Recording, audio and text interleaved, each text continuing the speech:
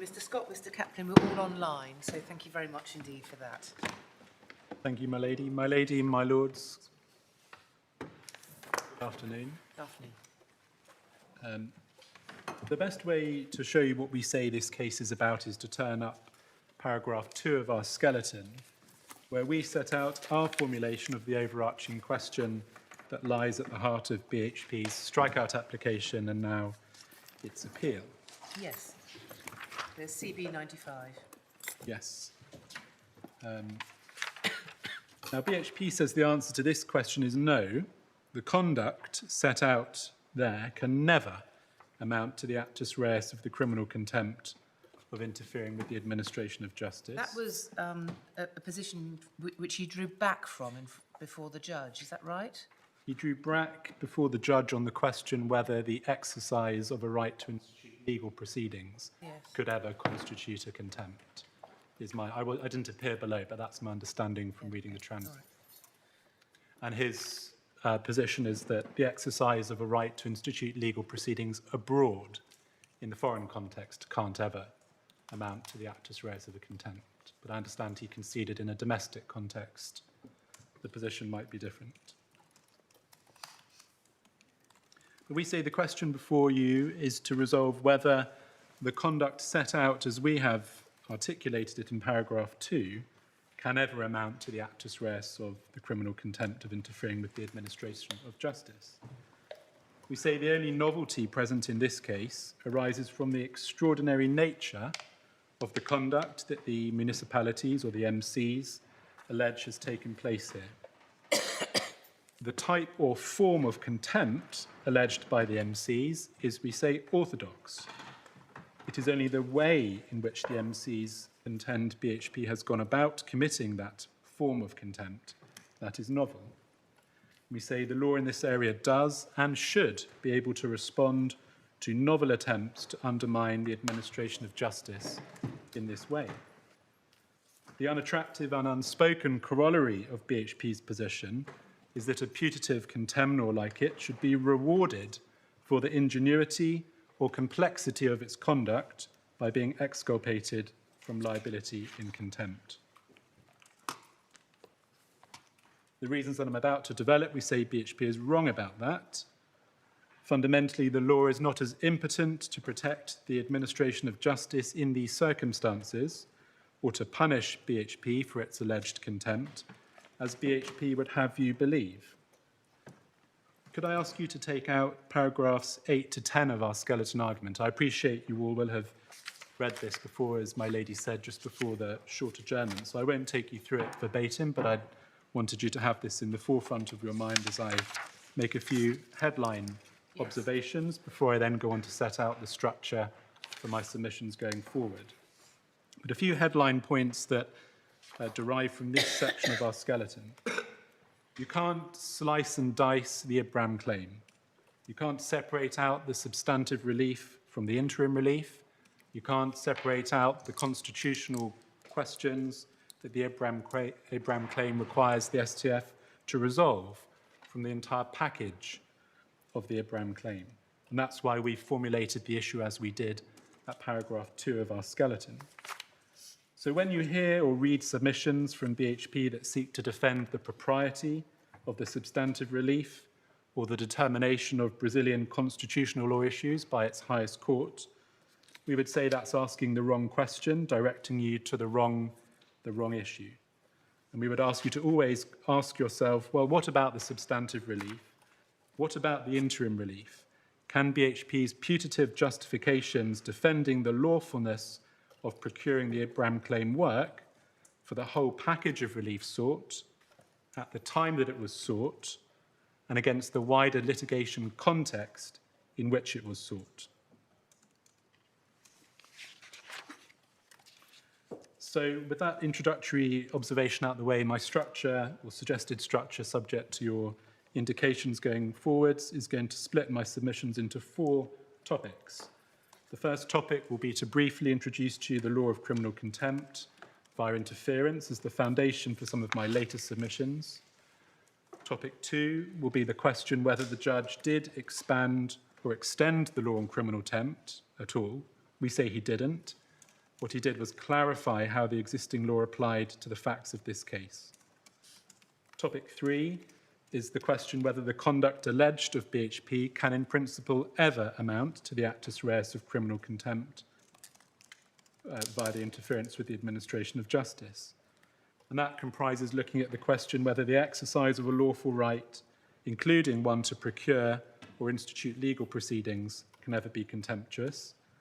And if it can be, whether there is any analytical difference between that right being exercised domestically or in the foreign context. And then finally, topic 4 is the question whether the court's anti-suit jurisdiction has eroded entirely the court's criminal contempt jurisdiction on facts such as these, and then the related policy point of, if you are going to dismiss the appeal, whether there's likely to be a flood of litigation in which parties who were previously content with an anti-suit will now seek to invoke also the court's criminal contempt jurisdiction. So, moving on to topic 1, a little bit of an introduction to the law of criminal contempt. And what I'm going to focus on is how there are different forms of interference which can be distinguished from examples of conduct that fall within a form, and then to show you that this case you're dealing with here is an example of novel conduct, not an attempt to seek an introduction of a new form of interference. And this is dealt with at paragraph 30 of our skeleton onwards, for your note. Now, there are a number of recognised forms of interference, and one easy way to demonstrate this to you is just to have a look at the textbook commentary on interference in Arledge, which is in tab 38 of the authorities bundle. It should be in your third volume. I have 2 volumes of authorities rather than 3, so forgive me if I get the specific volume right, but it's tab 38. It should be at page 1089 of the bundle to start with. And then you can see at page 1092, we've included pretty much all of chapter 11 of Arledge, which is the chapter dealing with the interference with the administration of justice. Now, the title of this chapter is Direct Interference, and I'll come back to address you on the relevance of the word direct later on. We say there's no directness requirement, and we're not quite sure why the textbook purports to say differently, at least in the title to the chapter. But for present purposes, I just want to show you the index to the chapter. And what this shows you is a number of different collections of overarching categories of interference that the authors have used to rationalise the way they present the topic. So you'll see, for example, abusing the court's procedures, section Roman 4, failure to attend court, Roman 5. Then we move into the ones that are more relevant to us today, Roman 7, interfering with jurors and legal advisors, 9, interference with witnesses, litigants and parties. So then if I show you section 10, interference with litigants and parties, that starts on page 1178.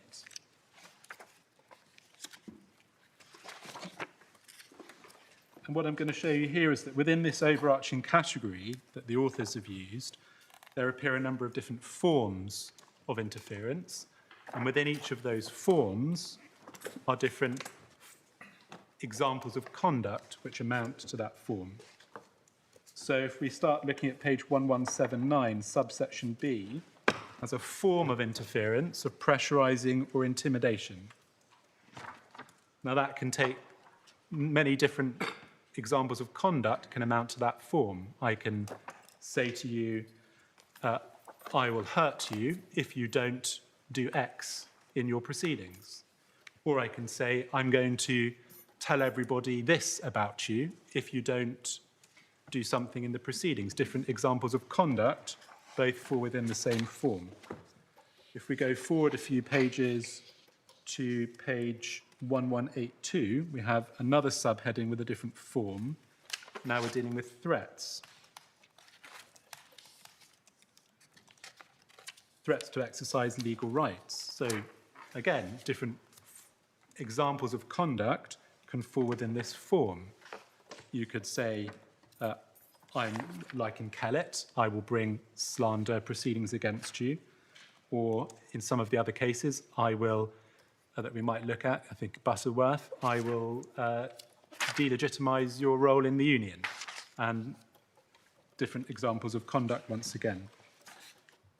We come to a particularly relevant form of interference at 1185, subsection E, hindering access to the courts. We say this is the one that the situation in this case most clearly forms into. This is the form, different ways to achieve hindrance, different mechanisms of conduct. Now, it may well be that when you look at this form of interference, the conduct in this case we say is novel, but it still falls within this established form of interference. We're not asking you to create a new form. And then just to finish off this point over the page, you've got F at 1186, picketing the courts, and then G at 1187, interference with legal advisors. Again, all examples of forms, different examples of conduct can fall within those. Now, exploring hindrance and interference in a little bit more detail, can I take you to the Attorney General and Times newspaper case, which is in volume 1 of your authorities bundle behind tab 7. And that will be page 90 if you're on the PDF.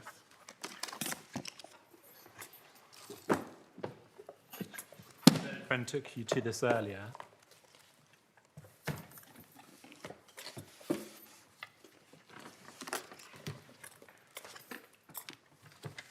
Yes. This is a case arising out of the thalidomide scandal, as he explained to you. I think, given my learned friend explained the facts to you, I won't redo that now. In the course of resolving the case, Lord Diplock explored the foundations of criminal contempt. And if I could ask you to turn to page 124 of the bundle and 307F in the report. Could I ask you to read from there to over the page 308D? It's quite a large section, but it really grounds the area of law that we're in a helpful way in my submission. So 307F to 308D, please.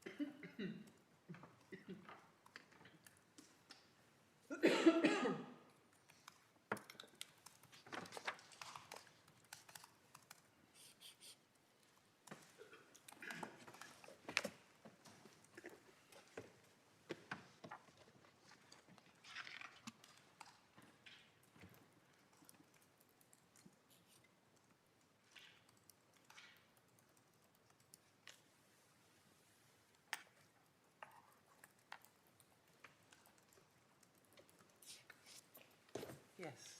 And then just to finish off, the last bit to read is on 309 between B and C, and I'll make some submissions. Sorry, so page 126, page 309. Yes, in the report 309, letters B to C, the paragraph that straddles those letters. Thank you.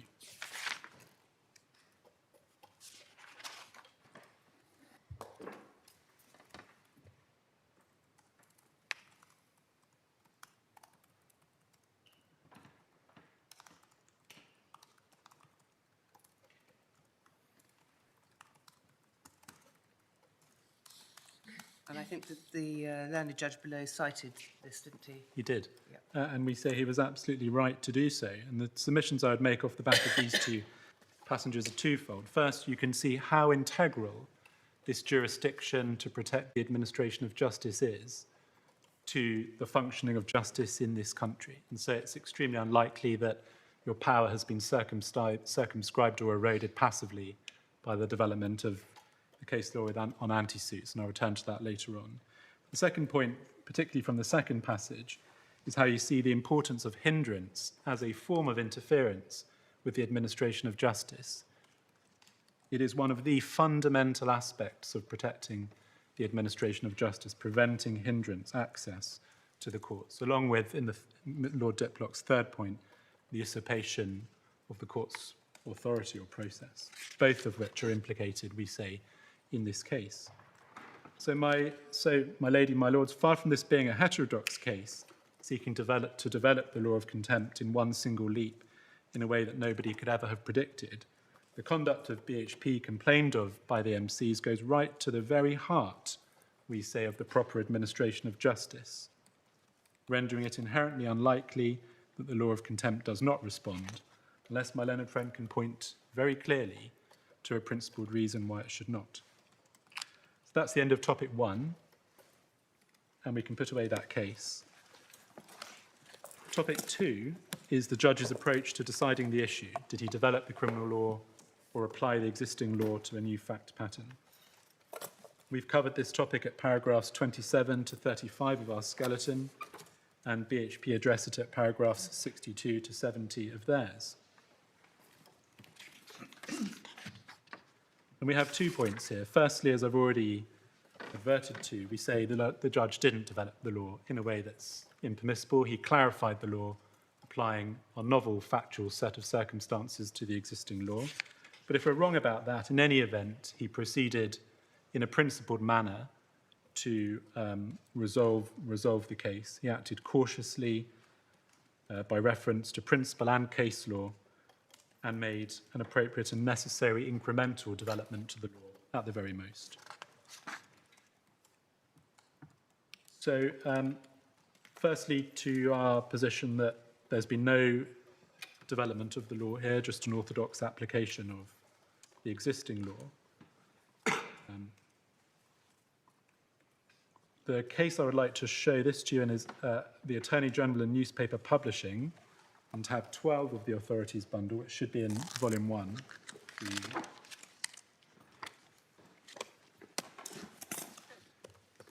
This report contains both the first instance and the appeal judgments, and I'll be taking you to both.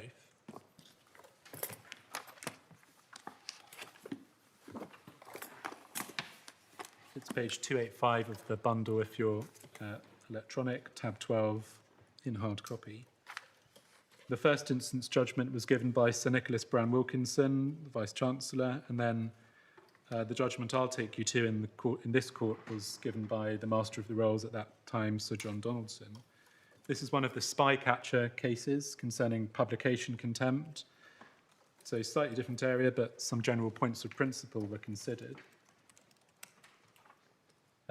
In essence, the facts were that various interim injunctions were in place preventing newspapers, The Observer and The Guardian, from publishing extracts from a memoir written by a retired security services officer, Peter Wright, pending the conclusion of proceedings in this jurisdiction to resolve whether or not publication of the memoir should be precluded on the basis that to do so would breach a duty of confidentiality to the Crown. And notwithstanding those injunctions, 3 other newspapers who had not been subject to the injunctions published material from the memoir. And the Attorney General sought to commit those newspapers for contempt of court. So the issue in the case was whether a party could be in criminal contempt of court by thwarting the effect of a court order to which it was not a party, rather than aiding and abetting a party who was bound by the order to breach it, which was already established as capable of being a criminal contempt. So there was a novel question before the court. And if I could ask you to look first at page 292 of the bundle, page 340 of the report. We're in the first instance judgment here of the Vice-Chancellor, and the judge is in this part of his judgment recording the parties' submissions. If I can show you the relevant bit for us is at H, the first 4 lines of that paragraph. So the submission of the would-be contemners is set out there, much the same as BHP is arguing here, that the Attorney General's case was impermissible because it sought to widen the law of criminal contempt. They said that was a matter for Parliament, not judges. The judge goes on to consider that point and makes his conclusion at pages 298 of the bundle, 346 of the report at E to G. Perhaps I could ask you to read E to G. Sorry, 346. 298 of the... Is it easier for me to use No, the this is fine. pagination or the Working on report? both. Okay, I've got it. so bundle 298. Bundle 298. E to G, please.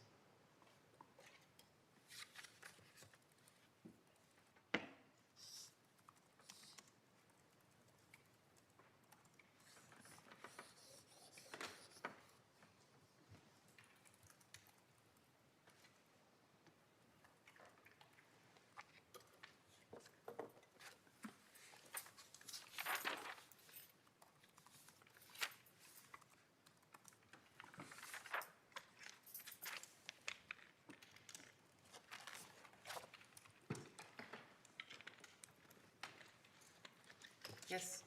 Now, the Vice-Chancellor accepted the newspaper's submission that the Attorney-General's case sought to widen the law of contempt, but he said they were doing so in accordance with established principle. Now, that decision, that finding is later overturned by the Court of Appeal, who decide there's no widening going on at all.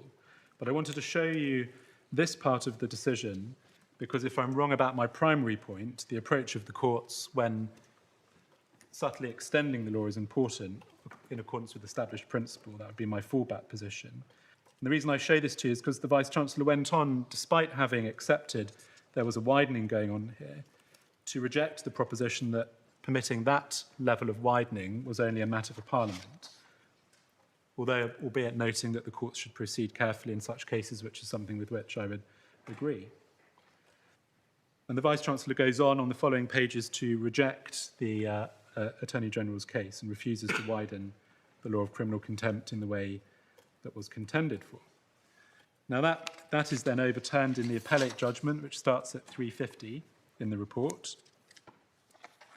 And Sir John Donaldson's judgment begins at 357 in the report, on 309 in the pagination. We're sitting in this case with Lord Justices Lloyd and Balcombe. And Sir John Donaldson deals with the point I'm addressing you on at page 368 of the report, 320 in the bundle, at letters C to E. And if I please could ask you to read that.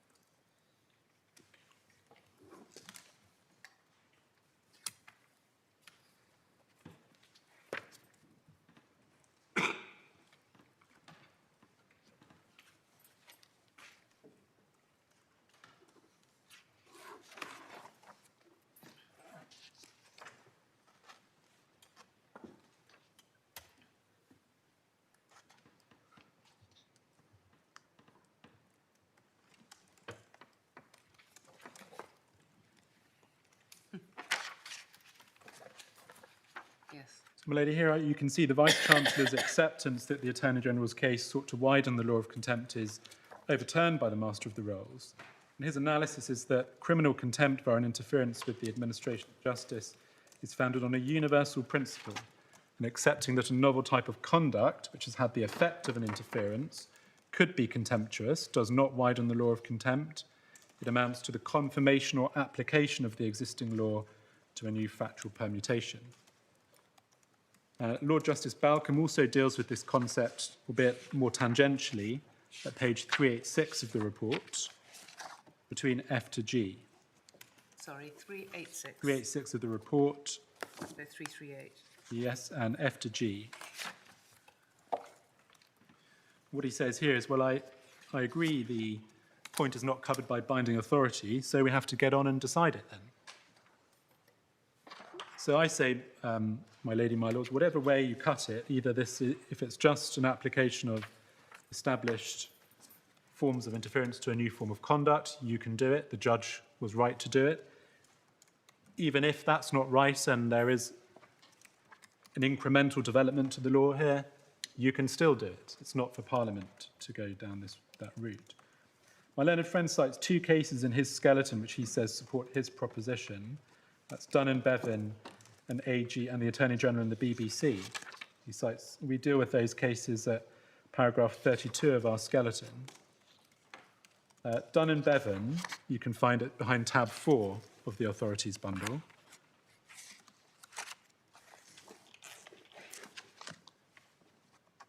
It's a first instance decision of Mr. Justice Sargent from 1922, so long before the appellate case I've just taken you to. And if there is a difference of approach evident on this case, that's why. And in this case, it was alleged that a criminal contempt of court had taken place by reason of the publication of a circular by the plaintiffs which commented on the results of a judgment that the judge had handed down previously.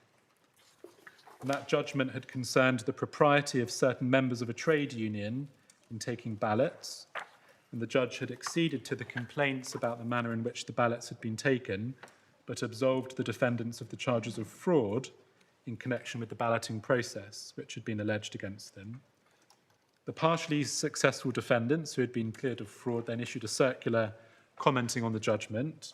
The plaintiffs then, in a bit of a tit-for-tat, replied with their own circular, which contained a series of errors in the way it reported the results of the action and the contents of the judgment. And the judge refused to hold the plaintiffs in contempt for their circular. And the relevant part of the judgment's on page 284 of the report.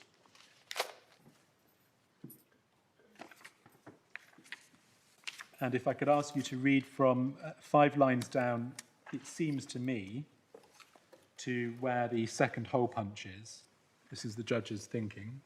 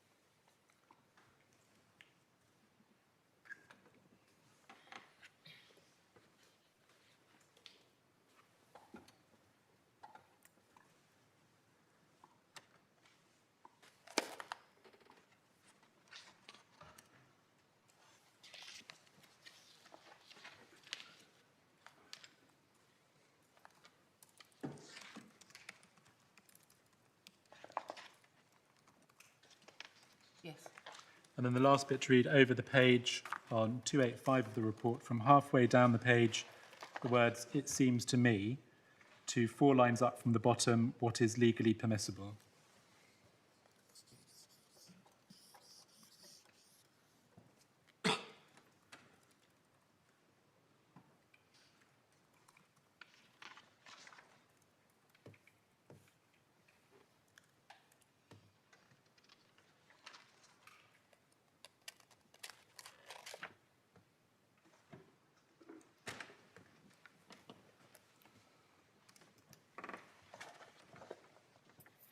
So what I take from this, my lady and my lords, is that there are 2 possible relevant types of contempt contended for. The first was scandalising court or judges, but that did not arise on the facts.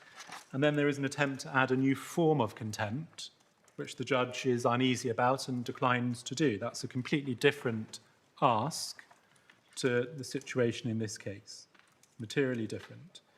But in any event, if I'm not right about that, this case significantly predates the decision of Sir John Donaldson in newspaper publishing, and that correctly represents the law. And this case might not have been decided the same way today, but my primary position is it's a completely different type of request or invitation in terms of the contempt application.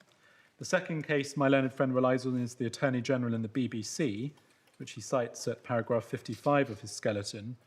We say that this is an even clearer example of an attempt to substantially expand, recast even, the law of contempt. That is behind tab 11 of the bundles.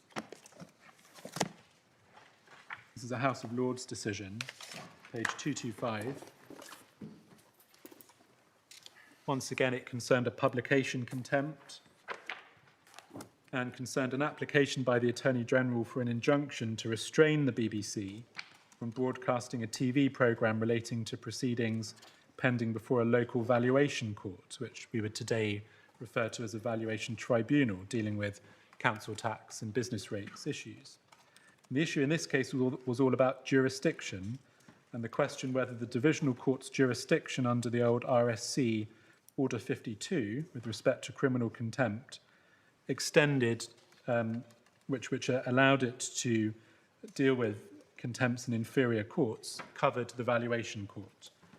CF, for example, the county or crown courts or other inferior courts. And the Attorney General said Order 52 did extend to effectively quasi-courts of law, and the BBC said it did not. And that was what this case was all about. The BBC was eventually successful with the House of Lords, considering that inferior courts embraced only courts of law, not tribunals. And the reasoning is at 347 of the report.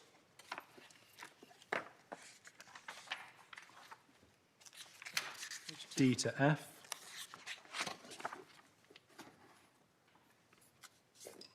Particularly between E and F, but D to E just for context to what's being decided here.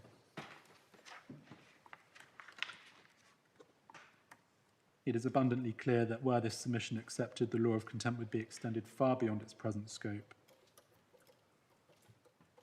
And one can see how expanding the definition of inferior courts in the RSC would be something of a paradigm shift, and why that might not be appropriate. It would be something left these days to the Rules Committee. And then a similar sentiment is echoed at 351 of the report, starting at H, over the page to the end of A.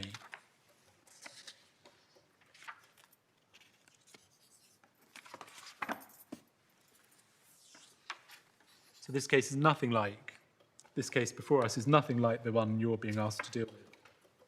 And so this case offers no assistance to my learned friend in his argument that what the judge was asked to do and what you're being asked to do by the municipalities should be left to Parliament. Finally, my learned friend prays in aid of some commentary in the White Book. All I'm going to say about that is if the White Book says what my learned friend says it says, it's wrong, for the reasons that I've just taken you to. But in my submission, the language in the White Book is slightly opaque, and what they're really talking about there is adding new forms of contempt, not new examples of conduct. And they use, the authors, in the passage my learned friend relies on, concepts of conduct and forms interchangeably. And in my submission, they're getting a bit muddled when you read the full text, because they say, and he's right, they seem to say the courts won't accept cases entreating them to treat new forms of conduct as contemptuous easily, but then they cite newspaper publishing, which says the exact opposite. So there's some confusion there. And in any event, the authorities I've taken you to in my submission set out the true position on the law. That's all I wanted to show you by way of authority. Stepping back, though, and thinking about the position as a matter of principle, we say my learned friend's position, if correct, would be highly unattractive. It would embolden a would-be contemner to dream up ever more complex and unusual ways to achieve an interference, apparently safe in the knowledge that if nobody had tried that particular conduct before, he or she was free from risk of prosecution for criminal contempt. And that can hardly be the right way, the right approach. And I would also note that BHP's position is at odds with how the Law Commission views the contempt of interference in its recent report from November 2025. We've cited that in our skeleton. I won't turn it up now, but just to summarise, the Law Commission has suggested that the law of contempt be reformed to do away with the difference between criminal and civil contempt, and to replace the type of contempt we're dealing with here with a new form of general contempt, which the elements of constitution would be similar to the ones we're arguing about today. But the Law Commission rejected attempts or submissions for the for any new statute or any new guidance to circumscribe the different types of conduct that would fall within general contempt. They said there's no limit to the forms and ways in which a contempt like general contempt could be committed. So they rejected that suggestion.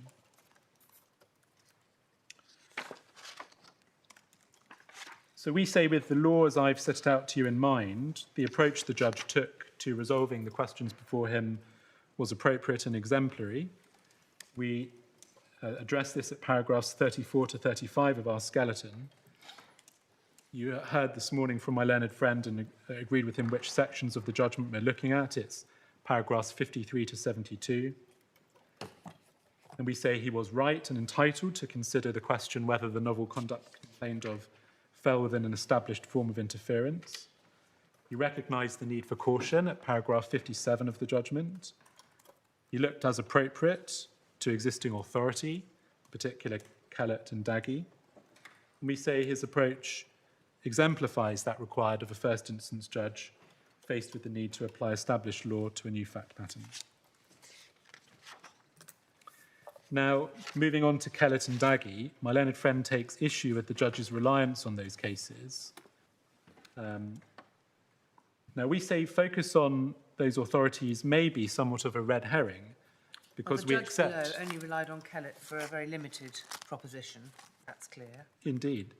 If that's the point you're making, I think.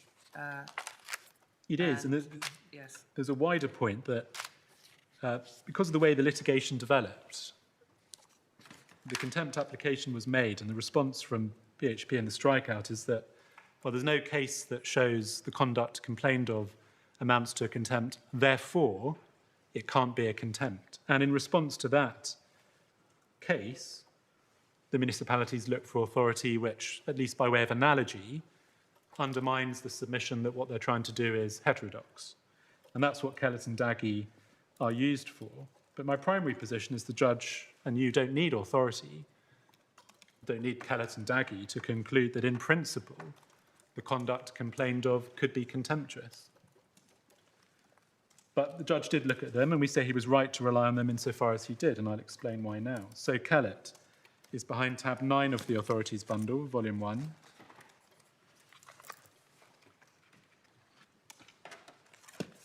This is a Court of Appeal case, as we were discussing this morning, or you were discussing this morning. It's not a contempt case, but a criminal case. Is there a particular point that you think we've missed so far on Kellett? What do you want to say? I want to make some more points of emphasis. Right. Okay. You've been looking at similar passages to those before, but I just want to tease out something that may have been lost.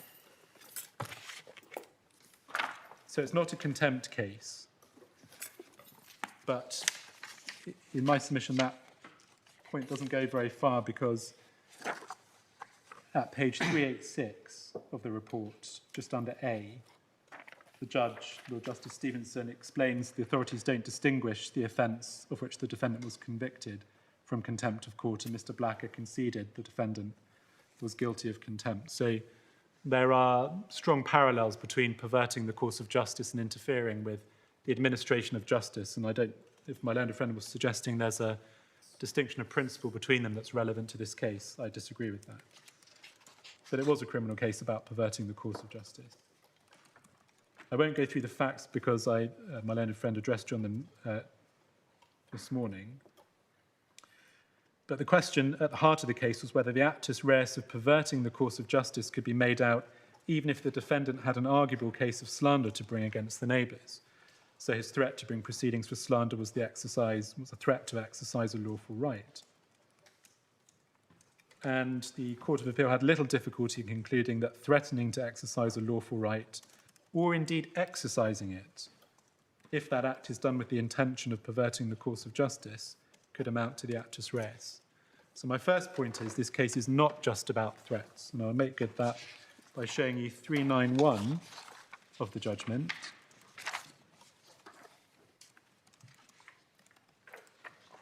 Just beneath C, the 4 lines just beneath it at the beginning of the next paragraph.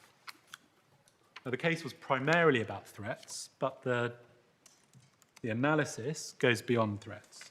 So in our judgment, the exercise of a legal right or the threat of exercising it. So my learned friend said this morning, Kellett doesn't matter because it's just about threats. We say that's not right. I understand that point, but this is a case of the threat of proceedings which have nothing to do with the litigation in question. In this case, you asked the TCC in this jurisdiction to, BHP asked the TCC in this jurisdiction to say that the municipality claimants did not have standing to sue in this country. You don't suggest, I think, that that would be a criminal contempt, asking this court to decide the question. No. Why is it a contempt? But that is a step which is designed to prevent the claim being pursued any further here. Why is it a criminal contempt for them to ask a foreign court of competent jurisdiction to decide that question? Because in doing the act of asking the foreign court to adjudicate upon that question, their intent is to interfere with the administration of justice here.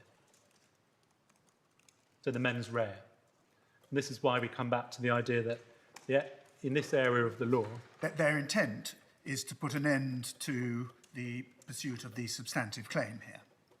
But that's the same intent as taking the point in the TCC here. Why is one contempt and not the other? what matters is how you do it. When proceedings are afoot here and the court is administering justice in a certain way, if then you go and effect an act which has the effect of interfering with the administration of justice, and that is your intent behind the act, that is a criminal offence. Well, suppose that a liquidator of a foreign company brings a claim here in the name of the company, and the defendant goes to the foreign insolvency jurisdiction, which is the only competent jurisdiction, and says, we want a declaration that this person has not been validly appointed as a liquidator, and therefore that these proceedings haven't been validly brought. Criminal contempt? It will always depend on the circumstances. Assume that the avowed purpose is to bring an end to the proceedings on the basis that they're not properly brought by someone who has authority to do so. Criminal contempt? It will depend on the wider circumstances of how the steps taken in the foreign jurisdiction were in fact affected, looking at context, motive, and intent behind the action. But I'm asking you to assume that the motive and intent is to put an end to the English proceedings. Well, I think there's a difference between motive and intent. The mens rea. I'm asking you to assume both. Well, Criminal contempt? if the mens rea is to interfere with the administration of justice, yes, it is. But there may be circumstances where you act abroad where your intent is not to interfere with the administration of justice, even though the effect of what you do may be to interrupt proceedings here. So that simply because the intent and effect is to prevent a claimant from being able to access the English court to pursue its claim, that does not of itself mean that it's contemptuous. Agreed. The mens rea is to interfere with the administration So of what justice. more do you need in terms of intent then to make it a contempt? Well, mens rea is not something that the case has yet explored in any detail, so I'm reluctant to prejudge what may happen at the hearing of the contempt application. No, but just as a matter of principle, what more is needed in terms of intent? So if simply wanting to put an end to the offending proceedings from, let's say, BHP's point of view, so the intention to do that without more is not sufficient to ground a contempt, what more do you need for it to become a contempt? Well, I'm not sure I would say that.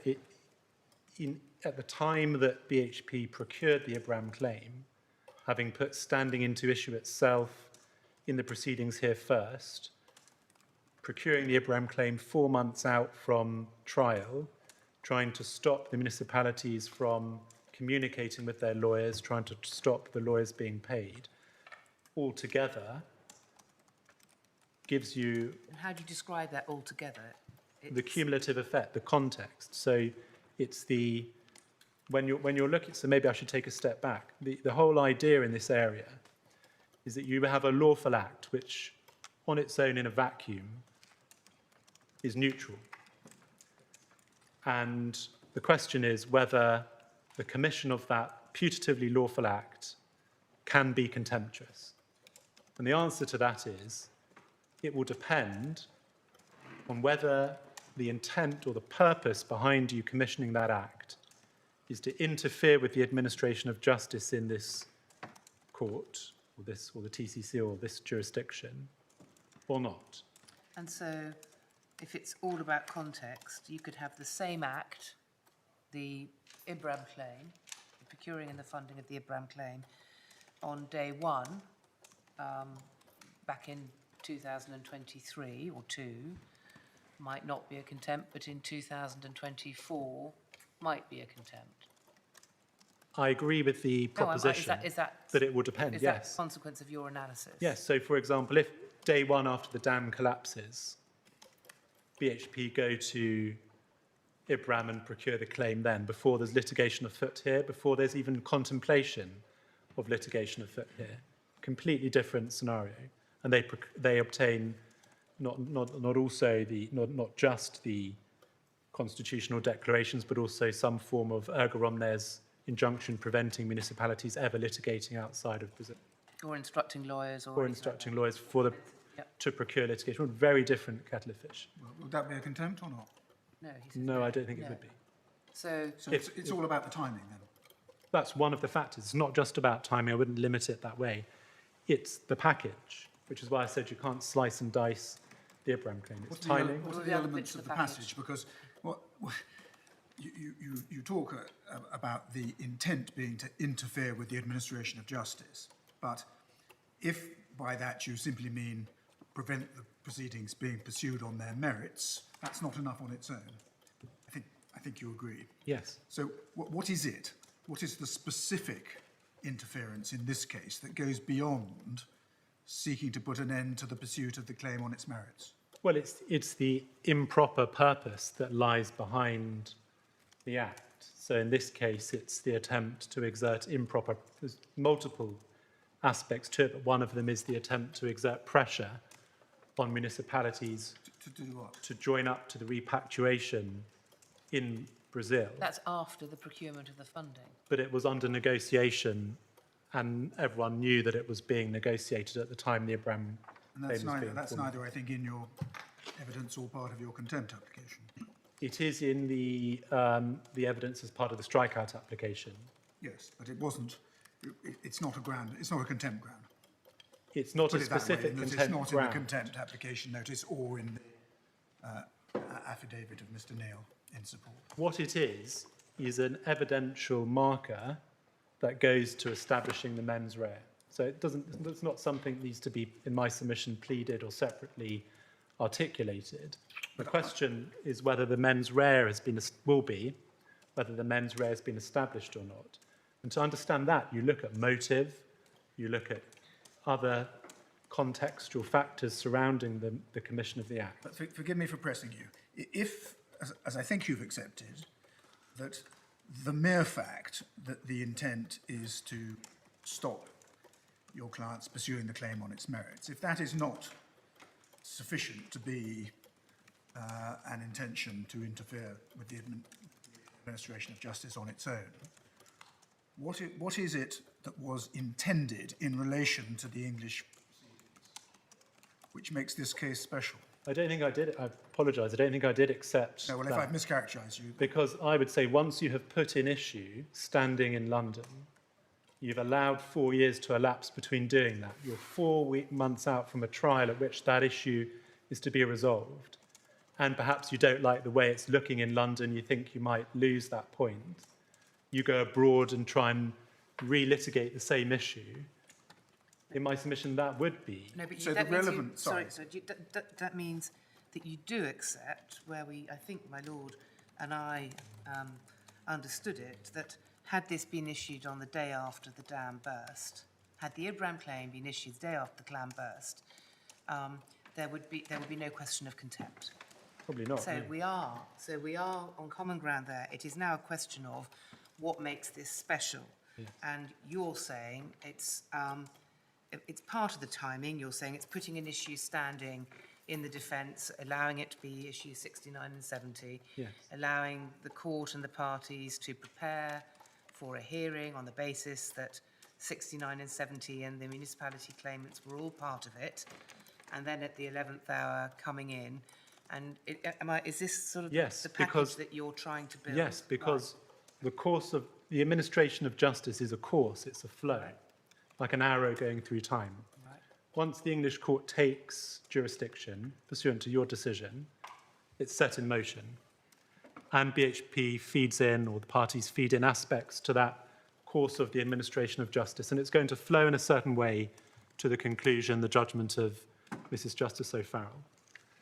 If that being the case, that line, that arrow going through time, you then do something which is designed to interrupt that flow, to interfere with the normal course of justice as it will take place in this jurisdiction, and you intend that to be the case, that is contemptuous.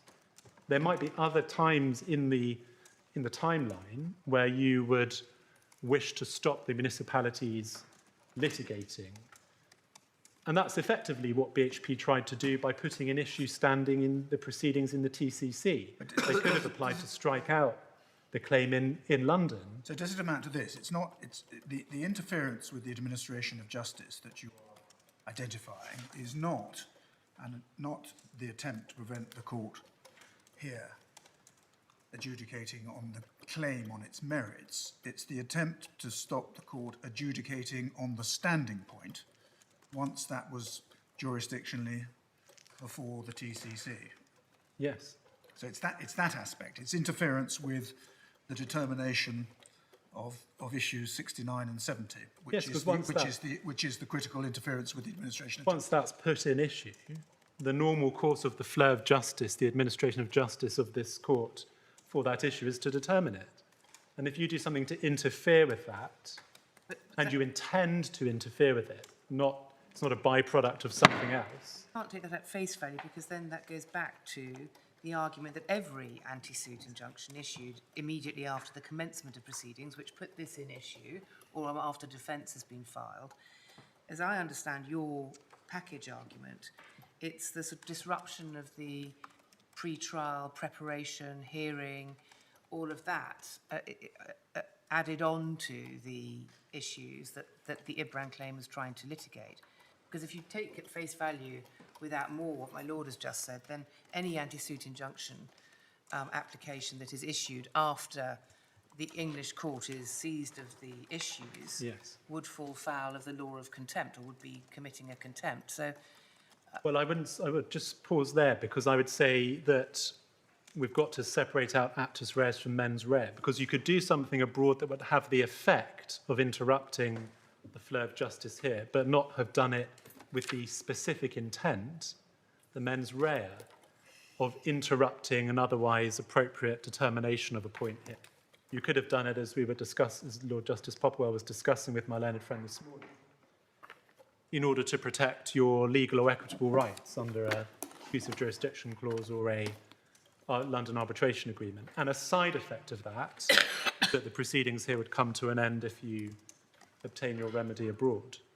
And this is a different category, far different to a vanilla anti-suit case, where that is what's going on.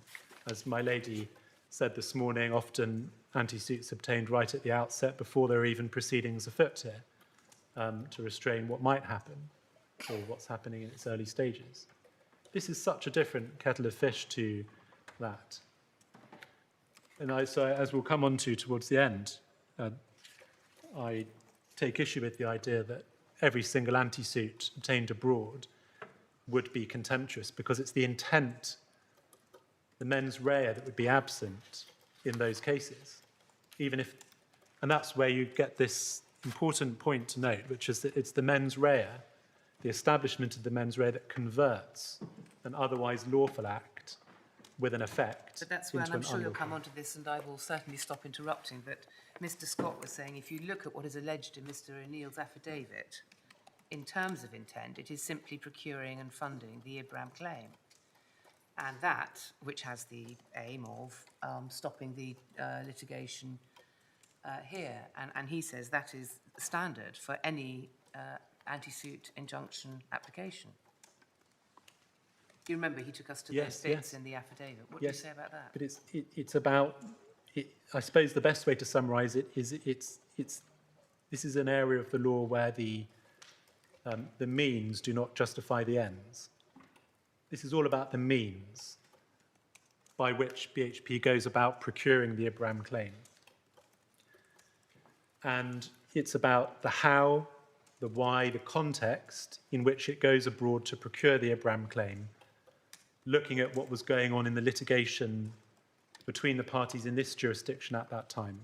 And it will always be a fact-specific inquiry into the particular dynamics of any given case where this issue is raised, as to whether what is done by the putative contemnor falls on the right or wrong side of the I line. understand that submission, but I'm just asking you, I mean, whether it's pleaded or not, I don't know, what is your case on intent then, beyond, if there is a case, beyond that which is in the affidavit that we were taken to by Mr Scott? Well, I don't want to, I mean, Well, perhaps we can come back to that later. When so the intent is the mens rea of the offence of interfering with the administration of justice via hindrance of access of the municipalities to the claim in the TCC, the main proceedings, the trial that was about to go ahead in just 4 months. But unlike in many circumstances, this is a situation in which the English courts do not have any form of exclusive jurisdiction. That's right. And the actions taken in Brazil by Brazilian parties were matters of determining Brazilian law, constitutional law. In terms of looking at even whether this is vexatious and oppressive conduct in anti-suit injunction terms, it's not a terribly strong starting point. And it seems to me that if this is the actus reus for criminal contempt, we really do have a floodgates problem, because I think it will be arguable in almost all anti-suit injunction cases where an anti-suit is sought overseas after proceedings have been commenced here, that is a sufficient actus reus for criminal contempt. Well, dealing with those points in turn, it's right that there's no jurisdiction clause, but we have a decision of the Court of Appeal that this court has jurisdiction to resolve the municipality's claims. Well, it has jurisdiction to resolve the claims as made. Yes, but we know from Highland Crusader that there's nothing inherently vexatious about concurrent proceedings. Correct, but if you put in proceedings here, a particular issue, don't like the way it's going, or for whatever reason, then go and try and raise the same issue abroad, that would be vexatious and oppressive. It'll always depend. That may well be right, but it's not. And it's in that context that you look at the question whether the intent behind the act abroad is to undermine or interfere with the administration of justice here, the resolution of the standing question by this court, in the way it would and should be resolved but for interference by your act. So you had a number of points, and my Lord's last point was sort of the floodgates problem, and I think it might be helpful for all of us if you address that. I know you're coming to it. Yes. But so you say, first of all, well, the court seized in England and Wales are seized with jurisdiction, albeit not exclusive jurisdiction. You make your timing vexatious point. Were there other points you wanted to make in response to my Lord's?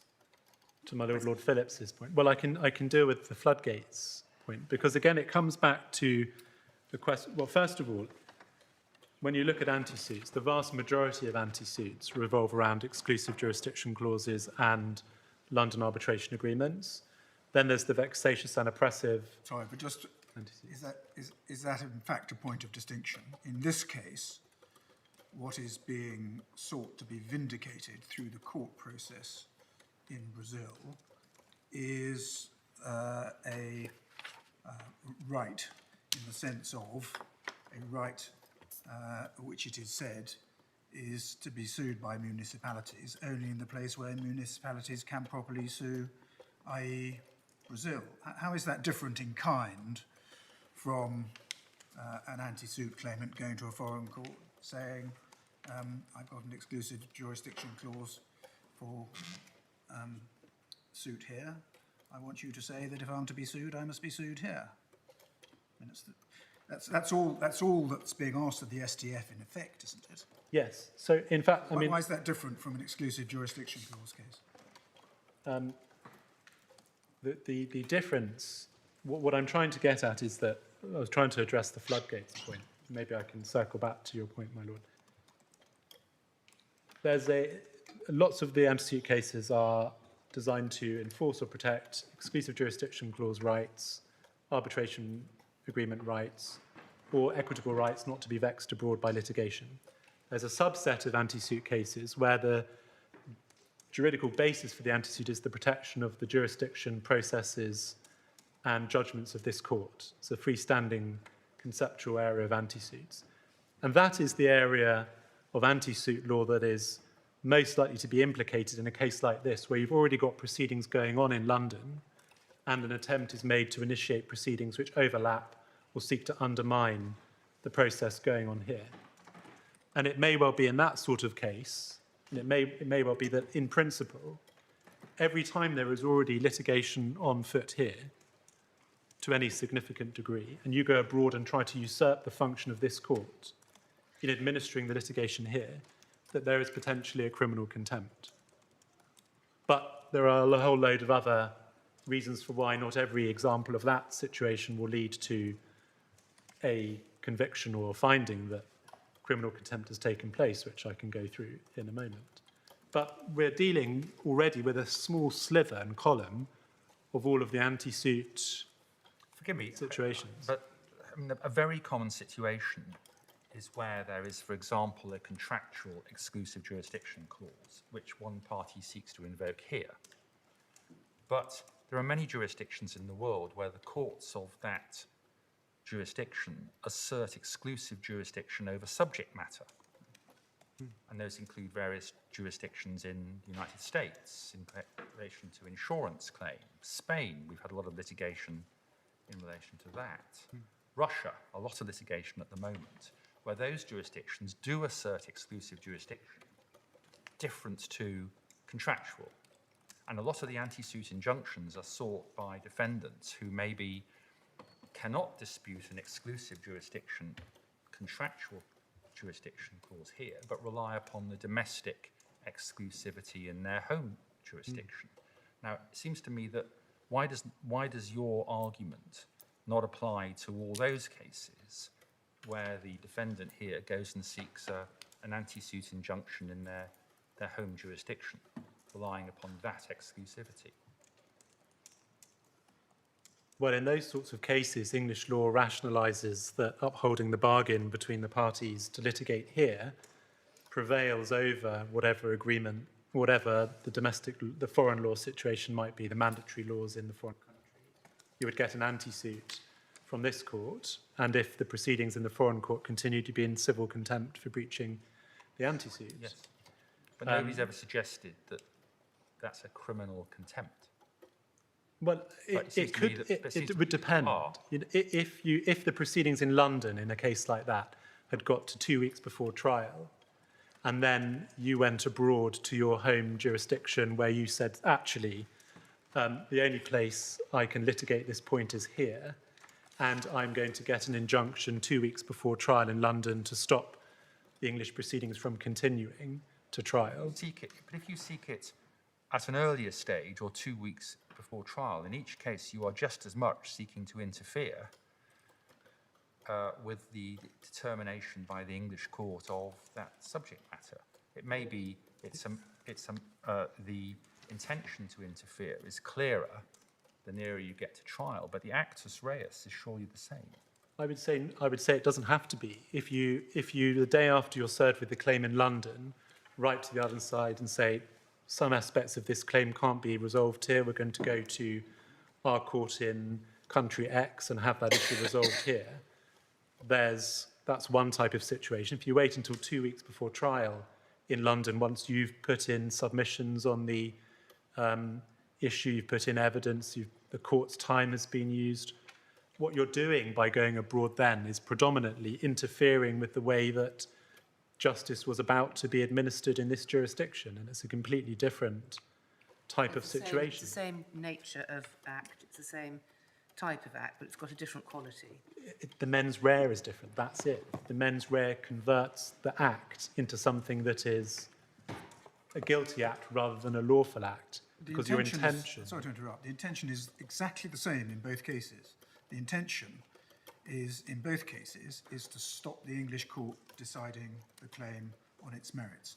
You may have done that at the outset, or you may only wake up to the fact that you want to do it 2 weeks before the trial. I quite understand that things have moved on in the meantime, and the effect may be, in terms of wasted costs, may be different, but the intent is exactly the same, isn't it, in both cases, whether you do it at the outset or whether you do it the day before the trial starts?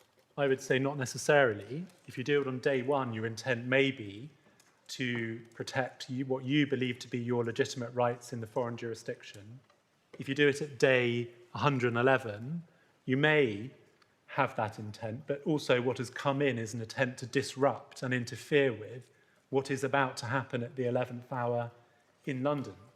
And that is not something that would necessarily be evident back on day one. Now, the end goal may be the same, but it will be a different... And that's where we get to a difference between motive and intent. Intent is your purpose behind doing something. Your motive is your explanation for why you're doing it, or your rationale, your justification for doing it. That is not something that can exculpate you from being guilty of a criminal offence if you otherwise have formed the mens rea to commit the crime. If I seek to persuade a witness not to give evidence, but my motive is to prevent them from having a stressful experience on the witness stand, if I've used pressure tactics to get them not to give evidence, I'm still guilty of a crime or a contempt. Motive does not undermine intent. So your motive might be the same. I think what you're saying is, I'm not sure you're saying that the intent is any different. I think you're saying the interference is different. Once the proceedings here have reached a certain stage, who knows what it is, but once they've reached a certain stage, you are interfering with an existing process, whereas at the outset, you're only interfering with an intended process. I am saying the intent is different on day one. I'm saying on day one, your intent behind your act could be to give effect to what you perceive to be your legitimate rights in the foreign jurisdiction. Your intent on day 99 will be to stop the proceedings in London in their tracks and to stop the claimant or whoever it is accessing the court in London.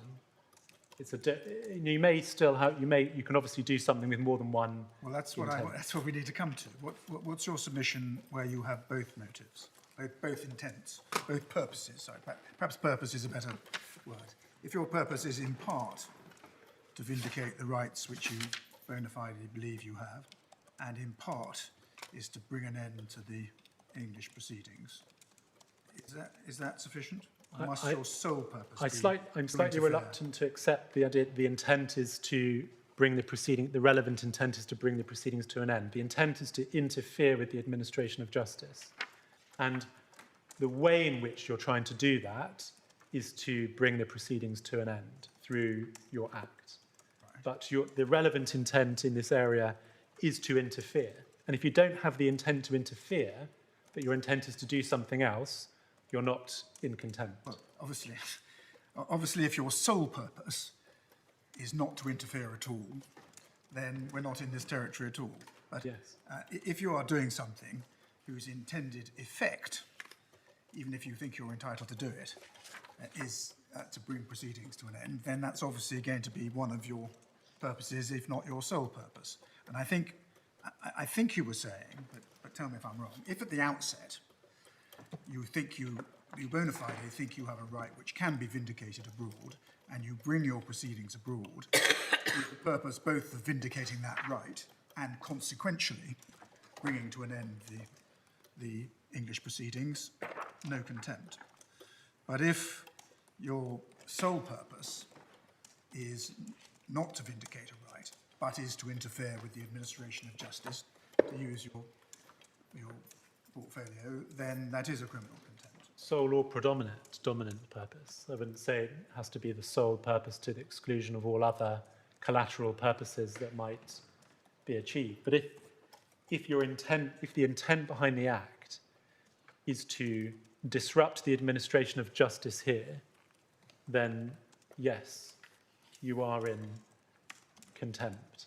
And that's the essence of the offence. If your intent is to affect the way in which the course of justice was going to be administered here, that is not something that the law permits. It does mean, though, that the party who has sought an anti-suit injunction after proceedings are commenced here in a foreign jurisdiction is potentially liable for criminal contempt, depending upon a whole range of analysis of what their intention was. And that's where I'm putting to you that there are floodgates risks, in that it will be a tool in the armoury, in the jurisdiction battle, that the claimant in proceedings here will be able to at least assert that what the defendant is doing is a criminal contempt. It may well be that in other cases where the extraordinary constellation of facts and circumstances that exist in this case also accrue, the party in that case might have an argument about criminal contempt as well. But in the vanilla anti-suit context, in many other cases where you don't have the constellation of context, circumstance, behaviours of BHP in the proceedings here, all put together into the melting pot to get to the mens rea, then there won't be. Well, the ingenuity of legal teams representing parties in jurisdiction battles knows no bounds in my experience. And well, you've got a decision. It would be a great surprise if parties can't come up with a raft of reasons why, in this particular case, this particular defendant has acted contuméliously. Then you've got a balancing decision to make between the risk that there might be a flurry of cases after this one where the limits of what this case has decided are tested, opposed to encouraging parties in the future to dream up ever more complex and interesting ways to undermine the administration of justice that it is your role to deliver on a regular basis. And we would say if the choice is between a flurry of cases working out where the limits in this area lie, as opposed to encouraging wholesale litigants from behaving in the way BHP is alleged to behave, the choice is clear.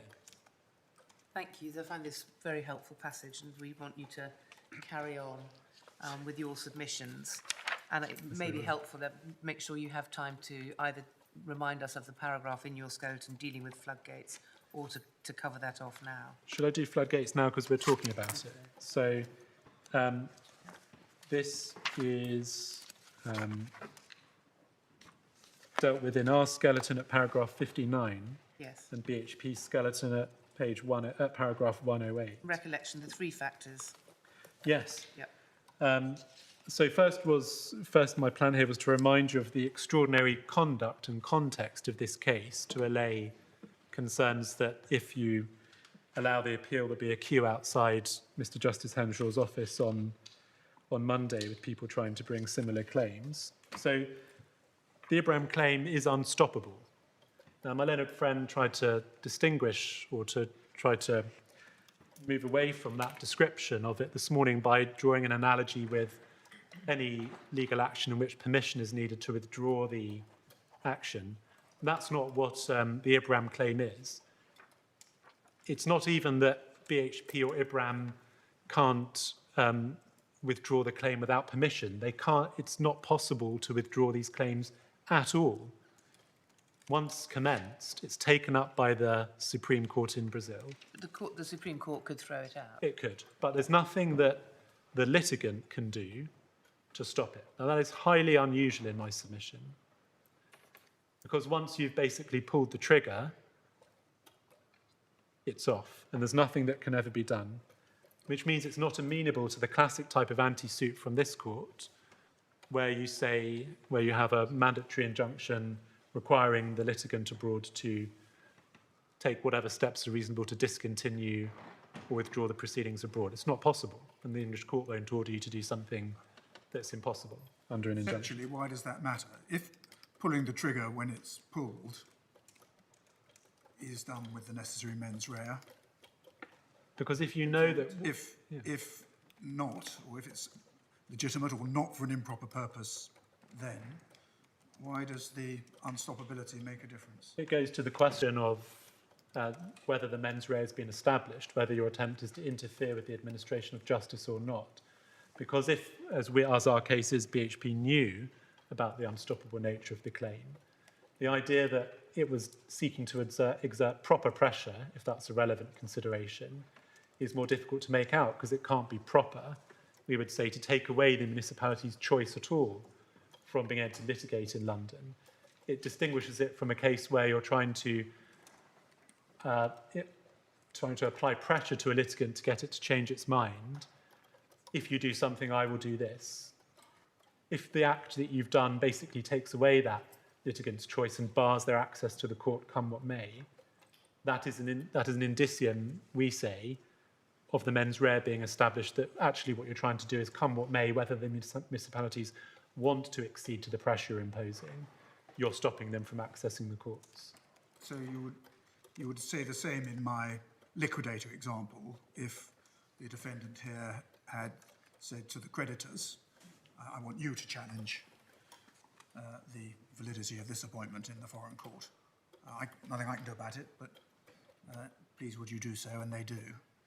It's unstoppable so far as the defendant is concerned, once the trigger's pulled. Same principle? My Lord, with respect, I think the analogy doesn't really work, because in your example, or in any example like it where there's a claim here and there's an issue that maybe this court doesn't have subject matter jurisdiction over, the right way to deal with it is to come to this court and ask for a stay of the proceedings here whilst you go off and litigate a particular point abroad and come back once that's been resolved. Then you carry on with the proceedings here.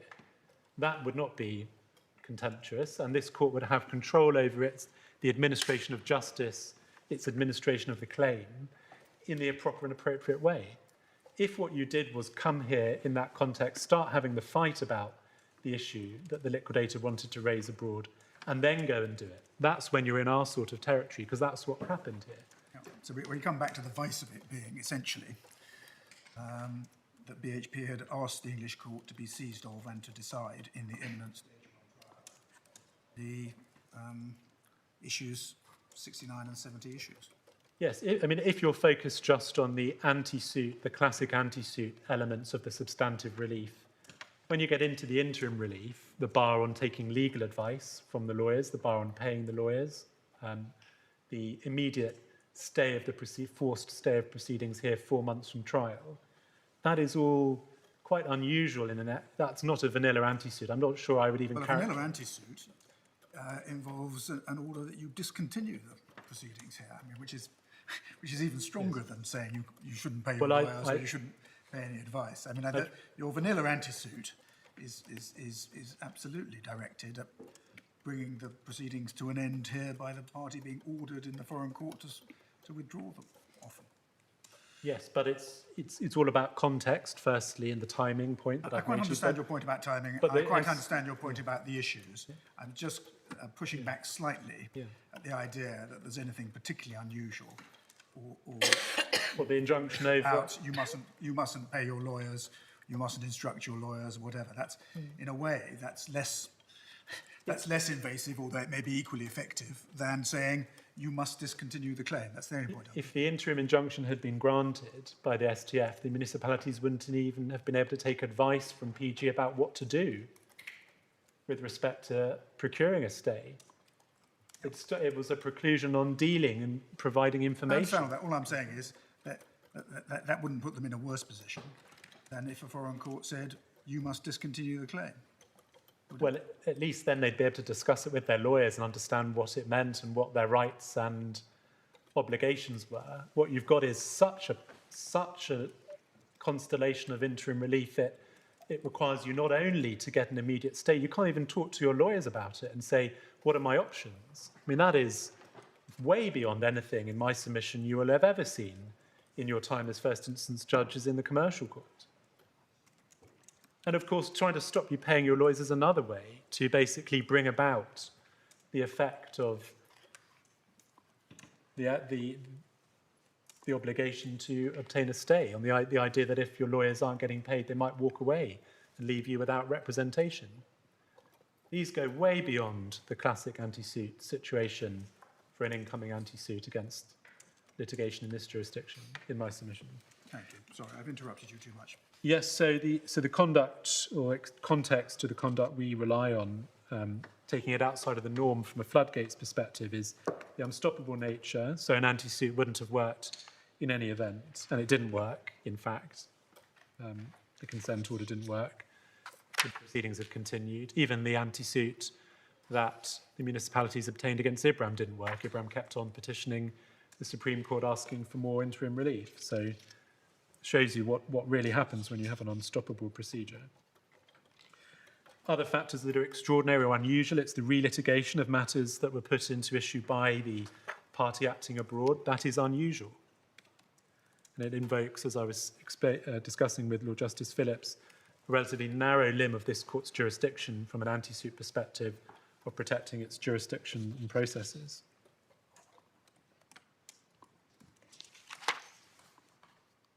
We rely on the interim relief as being an unusual feature, as I was discussing just now with Lord Justice Popplewell. And we do say that constellation of factors, including the timing, 4 months out from trial, is all very unusual and would not be likely repeated in a large number of other cases. I'm not saying never, but would floodgates, by the term floodgates, I'm thinking of a deluge of claims in very large numbers, and that we say very unlikely.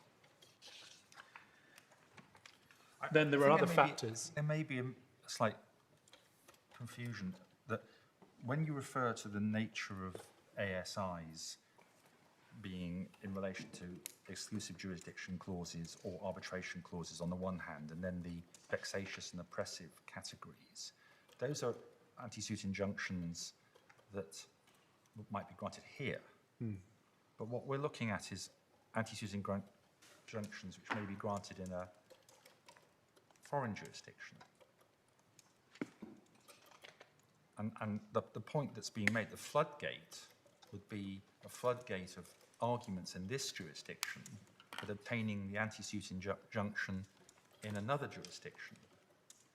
Yes, because in those sorts of cases, the natural thing you would do is apply for an anti-suit here, and the case would be fought out on that basis. There would be no. At the moment, but if you're right, the natural thing may be to start criminal contempt proceedings. I'm not sure that would be the natural way forward for the reasons I'm about to come on to. Or do both. Well, let me explain that. My position is the natural response to an incoming anti-suit, if you don't think the foreign proceedings should go ahead, would be to obtain an anti-suit. But if you get that, and if the anti-suit is disobeyed, there'll be civil contempt proceedings. This is a case where you can't get, we say, an anti-suit or an effective one for the reasons that we've been through. Even in a case like that, and certainly in the first case where you've got the anti-suit at your disposal, we say the idea that you would reach straight for criminal contempt is unlikely. Why do it if you can have an effective anti-suit that brings the foreign proceedings to an end effectively? So you're again talking about a narrow subset of case where the anti-suit isn't working. Then you look inside the law of criminal contempt for the internal protective features that stop people abusing the process. And so first you have the requirement to establish the mens rea. So you could have the effect of the foreign proceedings being to disrupt procedure here, but not the intent. Won't be present in every case. You've got the additional factor that criminal intent needs to be proved to the criminal standard, so a very high standard of proof, so that will act as a restricting mechanism. Then you've got the criteria that the prosecution of the contempt has to be in the public interest, and the party prosecuting the contempt has to be an appropriate guardian of the public interest. Those will not be satisfied in every case. They were challenged below by BHP and the judge dismissed the challenges, but in a different case, they will come to the aid of the law. And then finally, you've got this concept of a technical contempt, which leads to the court's ability to dismiss contempt applications or refrain from a committal punishment in the right cases. And perhaps I can show you a discussion of that in a case you were taking to earlier, AG and Times newspapers behind tab 7. Page 90, the report starts, and in the speech of Lord Diplock at 312 of the report.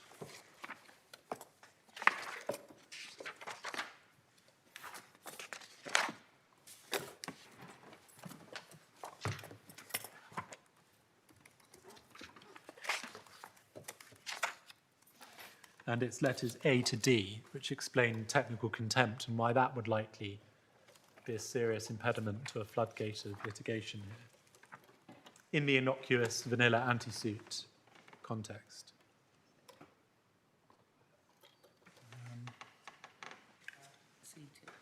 Page 129.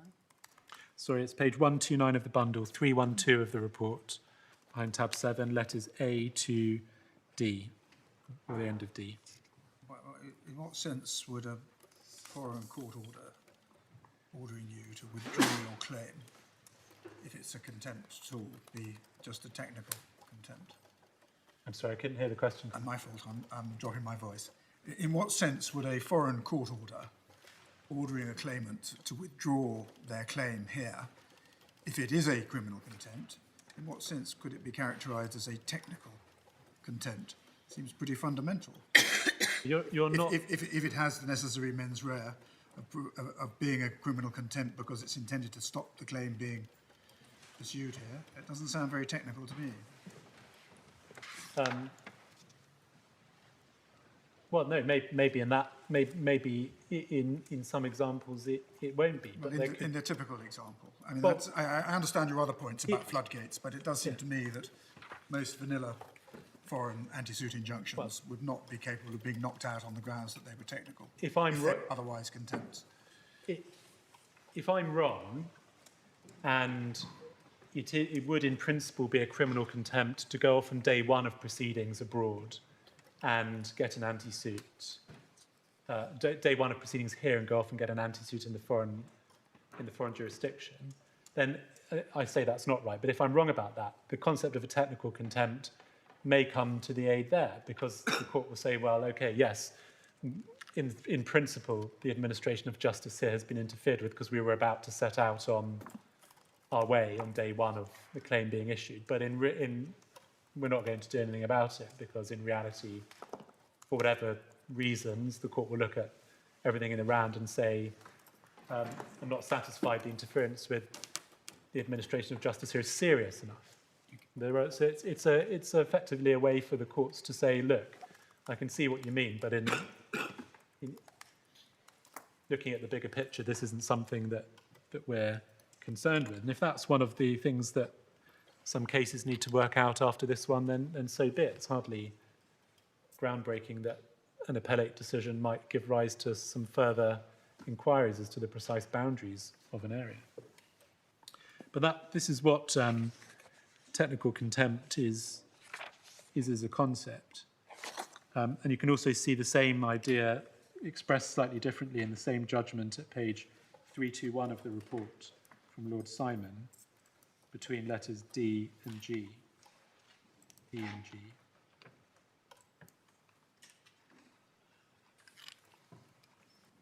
So the courts have a large latitude to when faced with a potential contempt application, to decide whether or not actually something should progress or not, and how it should be handled if it does technically meet the criteria.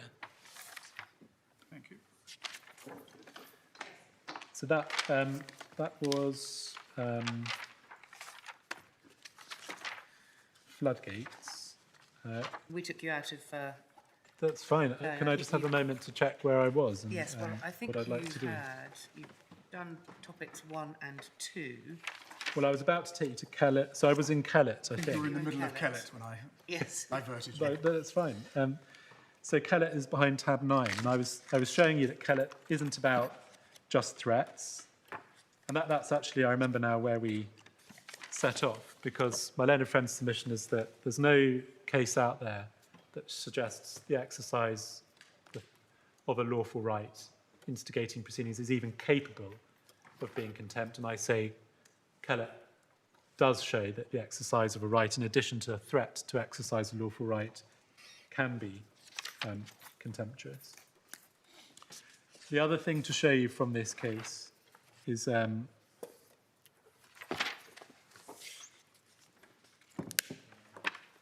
small point.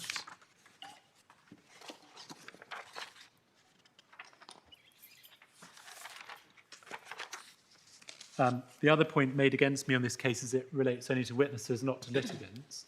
If you look at page 390, and I think this came out of the discussion with my learned friend this morning, 390 of the report, sorry. You were taken to this earlier discussion of Webster and then other citations from cases. What Lord Justice Stevenson is saying here is that the case for pressurising witnesses is much more difficult to do that and for it not to be contemptuous than it is to pressurise a litigant, where it may be in some circumstances appropriate to exert pressure to get a litigant to change their mind about what they're doing. And you can see that from the quotations that Lord Justice Stevenson chose to cite from other cases. If you look just above the second hole punch, the citation from Attorney General and Times newspapers that he's relying on from Lord Simon is the only difference is that private pressure on a litigant might sometimes be justifiable. So therefore, sometimes it might not be. And so, yes, this case is mostly focusing on witnesses, but it also covers the idea, at least en passant, that improper pressure might be levied against a litigant. The next case I wanted to show you was the Attorney General in Butterworth, which is to show you that the judge's reading of Kellett was orthodox. Behind tab 6 of the bundle. This is a decision of Lord Denning and Lord Justices Donovan and Pearson.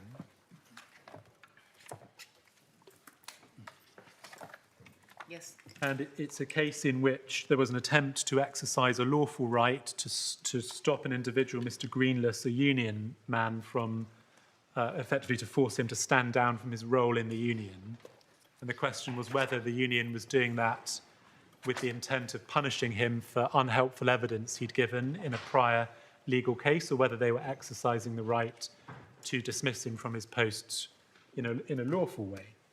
And in the course of resolving that question, Lord Justice Donovan explored how you might go about understanding whether the exercise of a lawful right is something that has trespassed into being contemptuous or not. At page 726 of the report, with his discussion.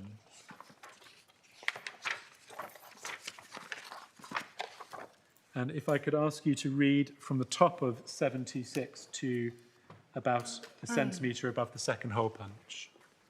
726 of the report.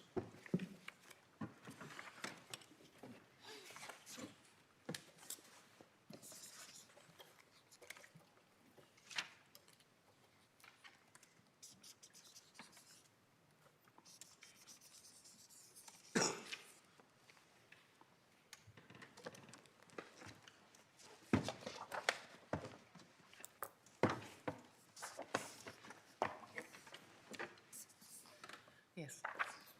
And so what this illustrates is that sometimes it will be enough to look at the act itself, the conduct, and determine straight away that it's contemptuous without looking to the subjectively held purpose or intent behind it. But in other cases, like in Butterworth, when you're dealing with potentially neutral acts, just like our case,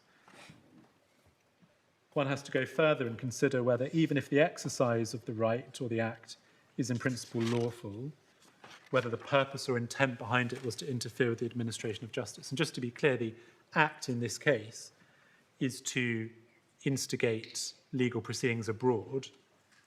And then everything else I'm relying on, the context, the circumstances, the timing, goes to the object or intent behind the exercise of that right. That's the inquiry that Lord Justice Donovan is encouraging here. And that all goes to mens rea, the question of whether you have an intent to interfere, which therefore converts the lawful act into an unlawful one. This passage suggests that it's enough if a purpose is to interfere with the administration of justice, even if it's not the dominant purpose. Yes. So I lowered the standard unfairly. My excuse is doing it in a different order to the one I had planned. But yes. But that may be for a different day. The question, no one's going to, at the conclusion of this hearing, no one is going to have decided that BHP is in fact in criminal contempt of court. All you're being asked to decide today is it possible, once the investigation by the divisional court into the intent and the circumstances surrounding their procurement of the Ibrahim claim has been completed, is it possible that what they did is a criminal contempt, yes or no? And we say the answer is yes. That's quite right. Don't we have to assume that that which is asserted by way of the contempt application is proved, and then decide whether, if that were proved, it would be a contempt, not? I'm not sure that the case has been put on that way. The case has been put that the exercise of a lawful right in an exercise of a lawful right to institute proceedings abroad can never be contemptuous, no matter what you do, no matter what your intent behind it was, because it's just impossible. That's what I understand the case against. That's not the issue which arises on a strikeout application, however broadly it may be put. Well, I think that is what he's saying. He's saying it can he's saying the instigation of foreign proceedings can never be contemptuous. Because the actus reus is not one known to the law of contempt, irrespective of what mens rea can do. I think he's saying it's... No, well, I think in argument, at least Mr. Scott accepted that if, for example, it was undertaken in bad faith, it might amount to a criminal contempt. Yes. I'm not sure he's saying he did. it can. That was a new concession. The judgment below records at paragraph 59, whilst in writing, Mr. Scott contended that exercising a legal right to institute legal proceedings can never amount to a contempt. He did not put it quite as high orally. Yes, I think that was in the domestic context, and then he goes on to make his points about why in the foreign context and the anti-suit jurisdiction precludes completely the instigation of foreign proceedings ever being contemptuous. Okay. But if I'm putting the case against myself too highly, then that's no trouble for me in the end.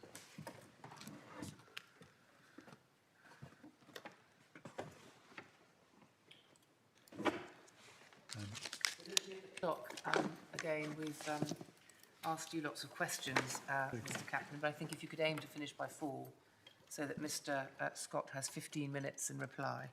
Yes. Yes. I'll speed up then. Daggy, I should take you to quickly, because again, I say the same about this as I do about Kellett. It's behind tab 14. I say you don't need Daggy. You can decide the case on principle, but Daggy shows that what we are saying isn't heterodox. Given time is short, I'll explain what the case is about quickly, but I might have to ask you to read the judgment rather than me take you through the facts bit by bit. But effectively, what was going on here is that there was a dispute in the Australian High Court about pollution damage caused by the Octedi mine in Papua New Guinea.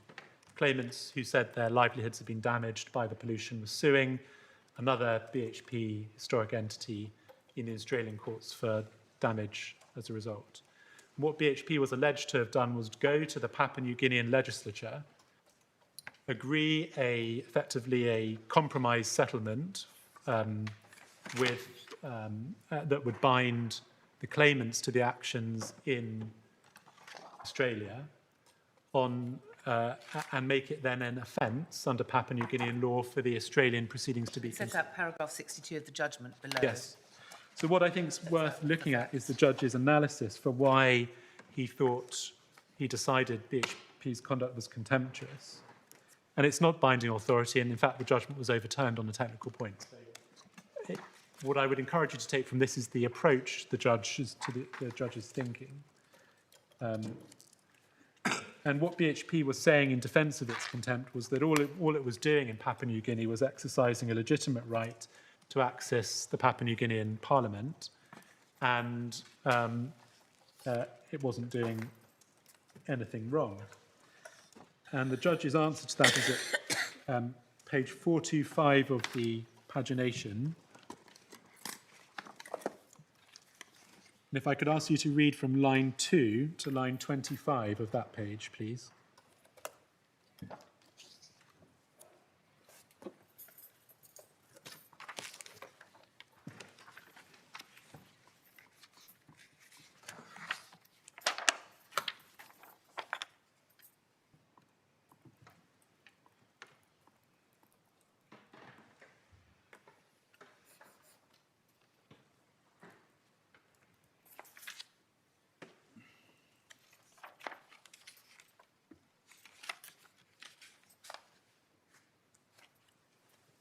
Title is again 14, 16. 45, Thank you, got it. Thank you. 14. lines 2 to 25, and then I'll ask after that 426, lines 8 to 23.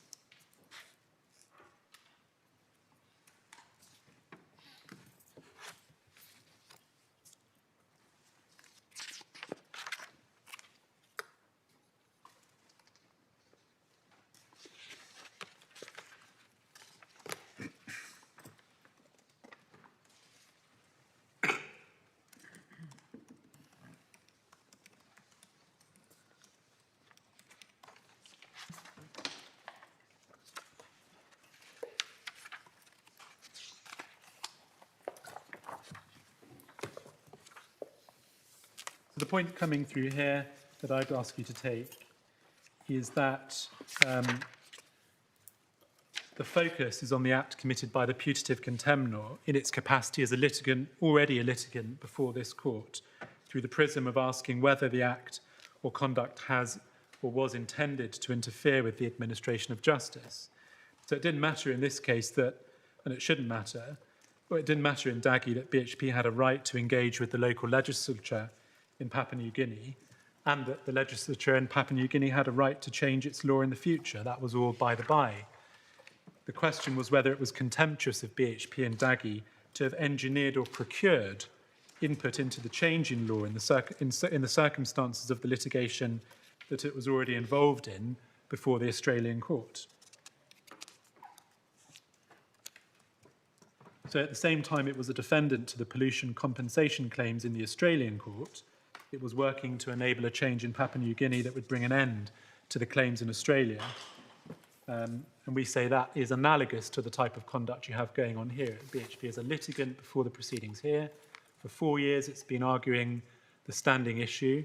At the 11th hour before trial, it goes to a foreign country, tries to procure the assistance of a foreign constitutional court in Brazil to enable its objectives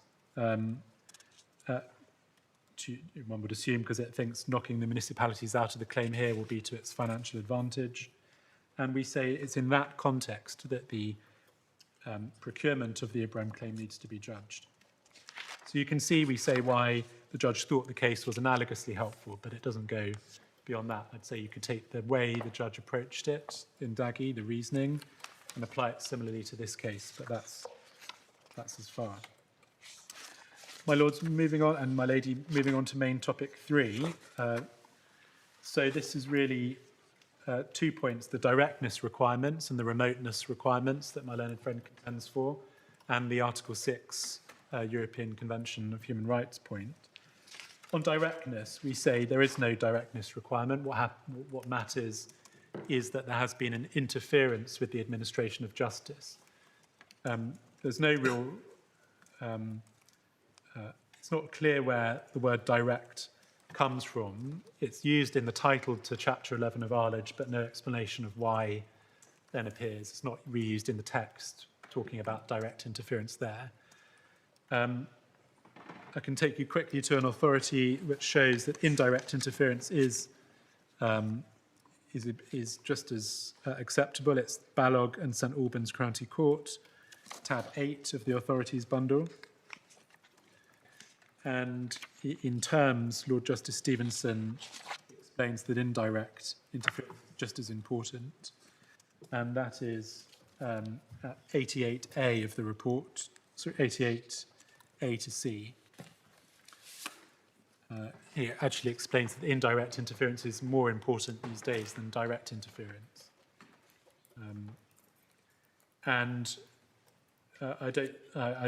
If the suggestion is that Lord Reed's use of the word direct in Times, AG in Times newspapers was meant to import some sort of directness criterion into this area of the law, that's, in my submission, not an open reading of what he was saying there. It's more likely that what he was trying to get at was the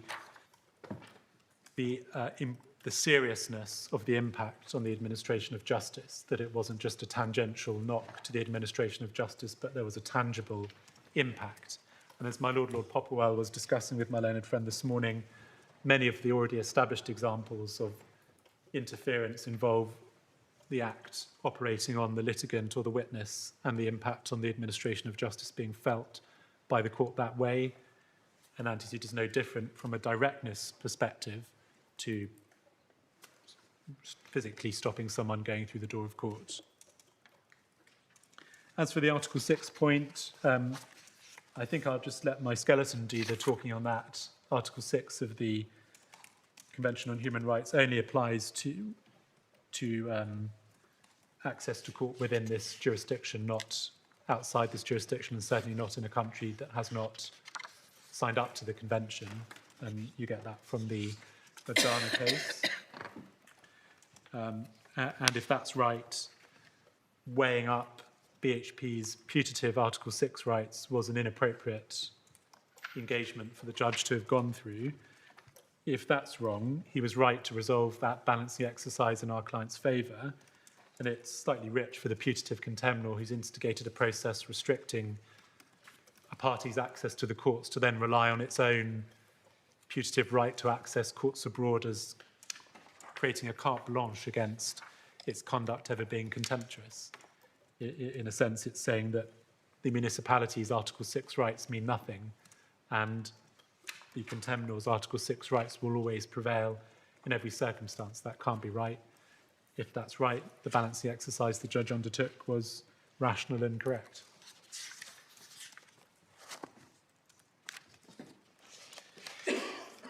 My main topic 3 was to continue, or the second part of my main topic 3 was to look at any further reasons that my learned friend had for arguing that the exercise of a lawful right wasn't even potentially contemptuous. He discusses the improper pressure concept. We've got to be careful there, and I may have been guilty of this myself, not mixing up the concept of improper pressure and improper purpose. Improper purpose is mens rea, purpose is intent. Improper pressure is another concept that feeds in my submission to mens rea, which is gives effect to the idea that not every instance of exerting pressure on a litigant to change their course will be contemptuous, because there is a spectrum. That may or may not apply to this case, because the concept of improper pressure comes from the threats cases, and this isn't a threat case, as we've discussed. This is an actual exercise of a right case where we're saying hindrance is the intent or the mechanism of contempt. And it's difficult to see how you could ever exert proper pressure by seeking to bar completely a party from accessing the court, as opposed to trying to persuade them to do something. Because if you're barring them by legal mechanism from accessing the court, whether they want to or not, you're not really exerting pressure and asking them to change their thinking about whether to continue to engage or not. You're just making the decision for them. So it may not apply properly in the same way to this type of case, but if it does, it's a function of mens rea that will need to be for another day before the divisional court, about evaluating whether all of BHP's conduct in and around the exercise of their lawful right, the procurement of the Abraham claim, was designed to exert improper or proper pressure on the municipalities, and therefore whether the mens rea for interference was made out or not. Because if the mens rea is established and it is found that there was a specific intent to interfere with the administration of justice, we say that could never be an example of imposing proper pressure. It must always be improper if what you're trying to do is to interfere with the administration of justice.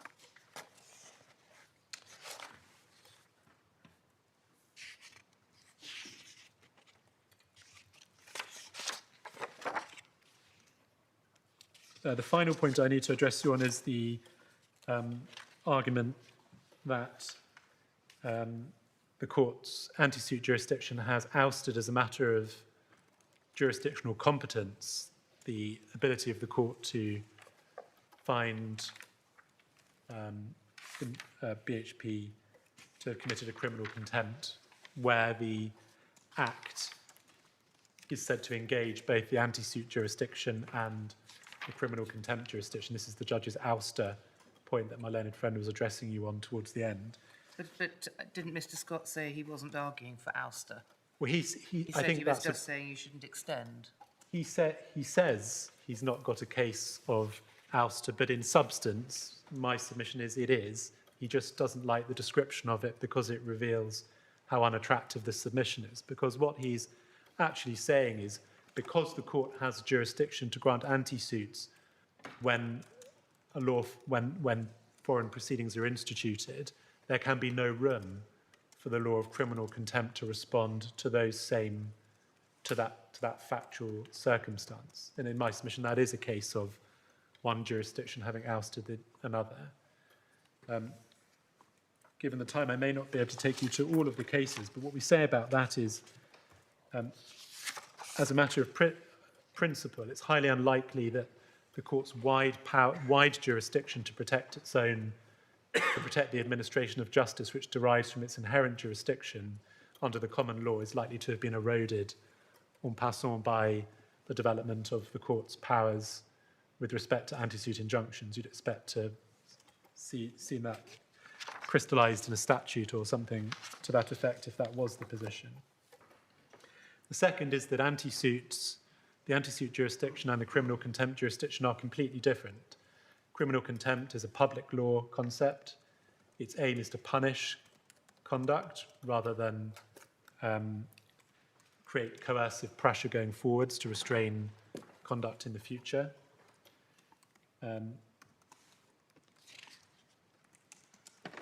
Anti-suits are concerned with the regulation of private rights between parties, in contradistinction to the way contempt operates. Anti-suits are remedial, not punitive. And anti-suits are prospective, not retrospective. Criminal contempt is primarily a retrospective creature, whereas anti-suits cover prospective behaviour. And so civil contempt would never overlap with criminal contempt in this area, because the civil contempt for breaching an anti-suit only responds to conduct after the anti-suit has been granted. It doesn't say anything about the conduct which took place before you got the anti-suit. So there's no overlap from that perspective either, which is a point my learned friend has made.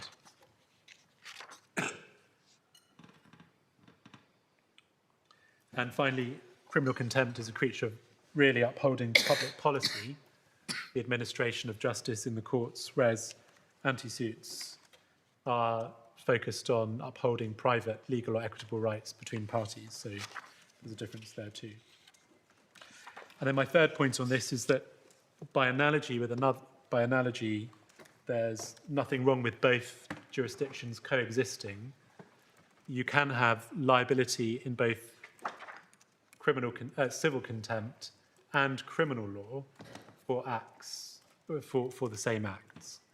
And if that's the case, there's no reason why the jurisdictions of criminal contempt and anti-suits can't coexist as well. And I can make good that final point by just showing you quickly, before I sit down, the CPS and Tweddle case, which is in tab 18 of the authorities bundle.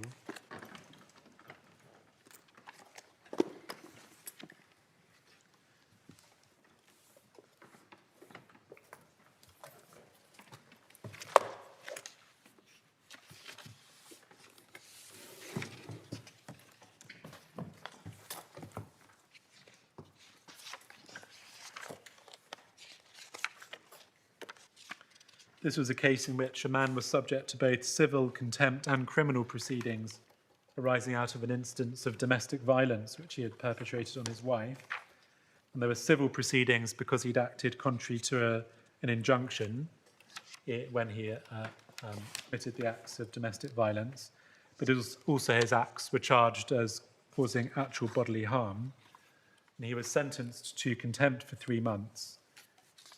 But the assistant district judge held that pursuing the man for criminal liability in addition to contempt was an abusive process.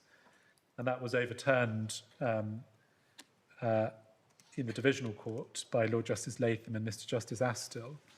And the relevant analysis is at H10 to H12, but for time purposes, it's really H11 on page 504 that contains the critical analysis.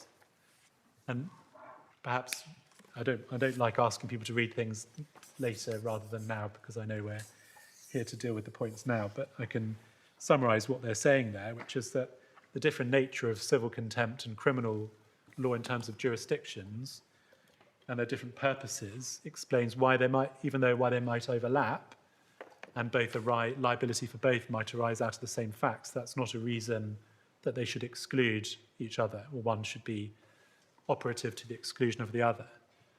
And that analysis backs up, in my submission, what I say about criminal contempt and the anti-suit jurisdiction. Just because the same act might give rise to liability in both criminal contempt and open up the remedy of an anti-suit doesn't mean that one trumps the other. They're capable of coexisting. And it will be a question in every given case which remedy, which option is appropriate and is followed through on.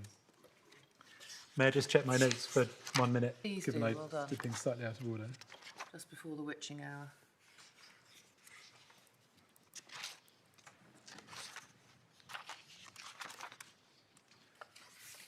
Thank you very much. I would just redirect you to our skeleton if there's anything I wasn't able to cover on my feet. Thank you very much indeed. Thank you, Mr. Kaplan. Miss Lawson, Professor Higgins, Ms. Elvis, nothing to follow with?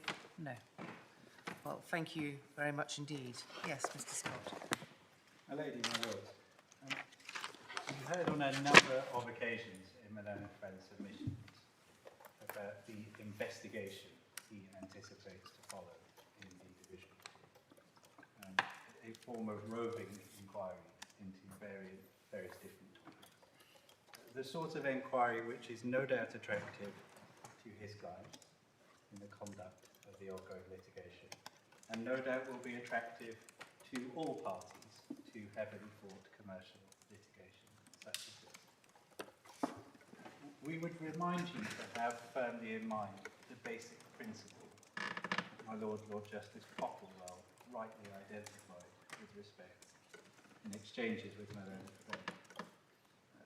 The question is whether the contempt alleged, assuming the allegations to be true, amounts in law to criminal contempt. Whether it is, to take my lord's phrase from the ADM and Grey Market case, a form of contempt known to the law. And if I can just remind the court what the judge said on that topic with respect entirely correctly, if we can take up the core bundle tab 5, page 57, paragraph 48. Can I invite the court to remind itself of the judge's observations there with reference to well-known decisions of this court?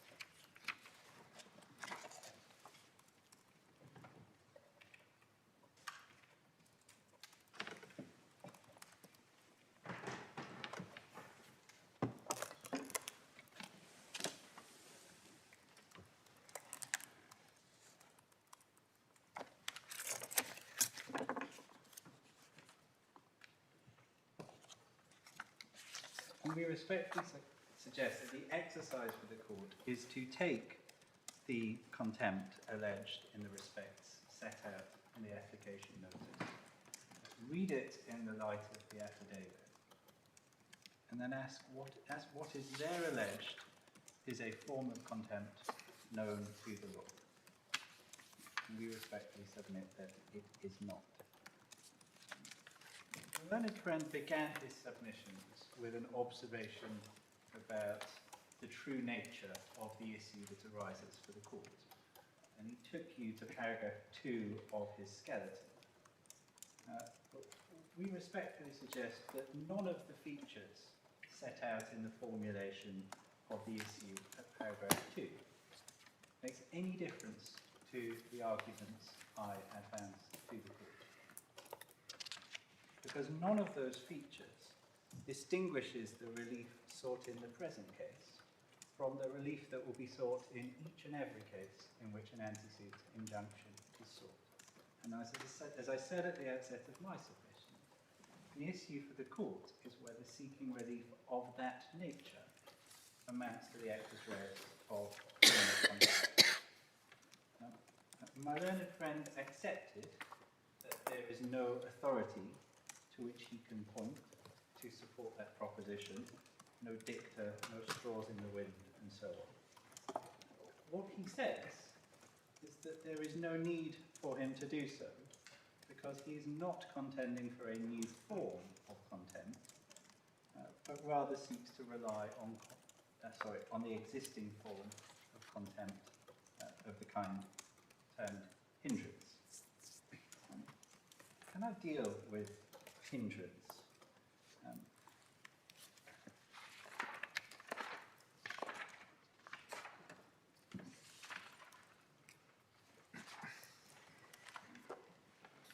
Perhaps if we can take up the passage in Arledge that deals with hindrance. You have it in the third authorities bundle. And if you'll just give me a moment to find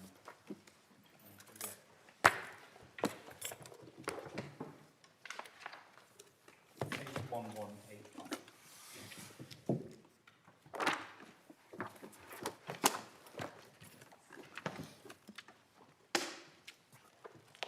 1118. 1185. Thank you.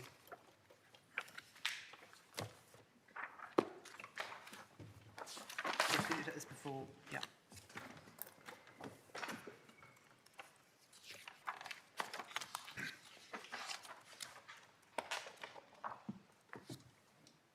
Perhaps I can ask the court to read the sidelined passage, and I'll make some submissions.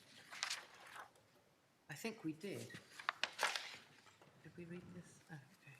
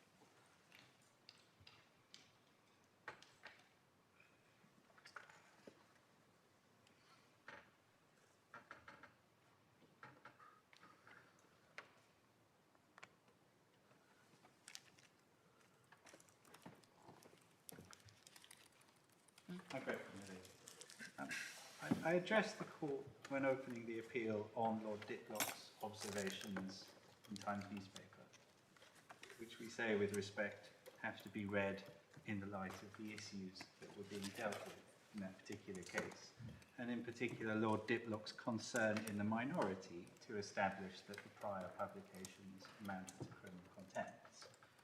Those observations with respect cannot be treated as a statement of general principle, much less one that could justify treating the seeking of anti-suit relief as a form of hindrance of this kind. And we suggest that the same applies in relation to each of the other examples given by the editors of Arledge in these passages. And the attempt to analogize between the situations being dealt with in these passages and the present case, or any case involving the seeking of anti-suit relief, with respect, robs that latter situation, the seeking of anti-suit relief, of its defining characteristic in terms of asking another court to grant a legal remedy against the respondent. None of the hindrance cases grapple with that. None of the hindrance cases suggest that it can amount to a crime.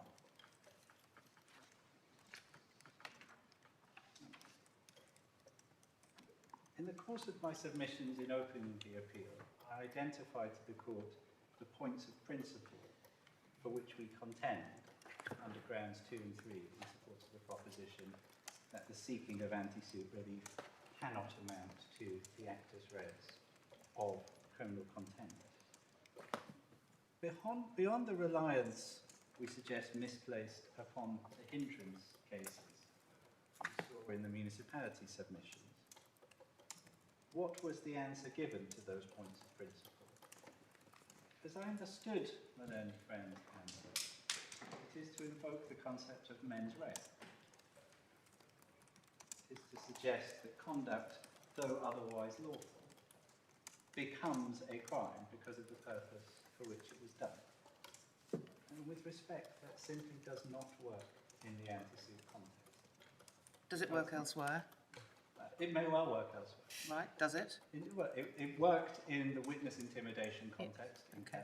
So, but it doesn't work in the anti-suit injunction context, and why is that? Because it is inherent in the nature of seeking an anti-suit injunction that it will be done for the purpose and with the intention of preventing the respondent from pursuing proceedings in England. If you treat that as an interference with the administration of justice in England, in every case the applicant will have the requisite mens rea, and that will open the floodgates in an unprincipled way.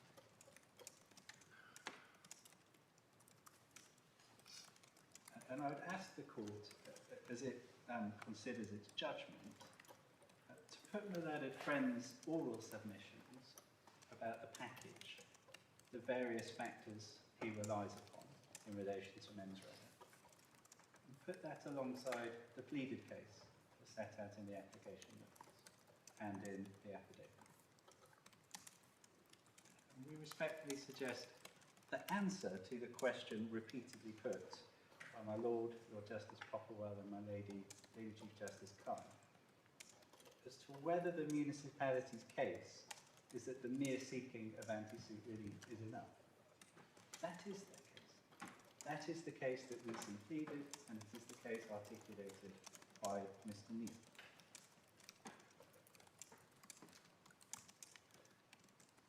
It was suggested already that what makes all the difference here, or at least what makes a significant part of the difference, is timing. With respect, analytically, that makes no sense. The timing at which a party seeks anti-suit relief makes no difference to the nature of the relief, and it makes no difference to the purpose of seeking it. What is more, if criminal liability is to depend on a point such as timing, or indeed the variety of other points that my learned friend offered up in support of his package, the consequence will not only be to extend the criminal law, but to do so in ways which are, with respect, hopelessly uncertain. How is a party to proceedings to know the point at which it has become too late to seek an anti-suit injunction from the foreign court for fear of committing a crime? The learned friend had no answer except to suggest that those are the sorts of matter that would need to be investigated at a trial in the division.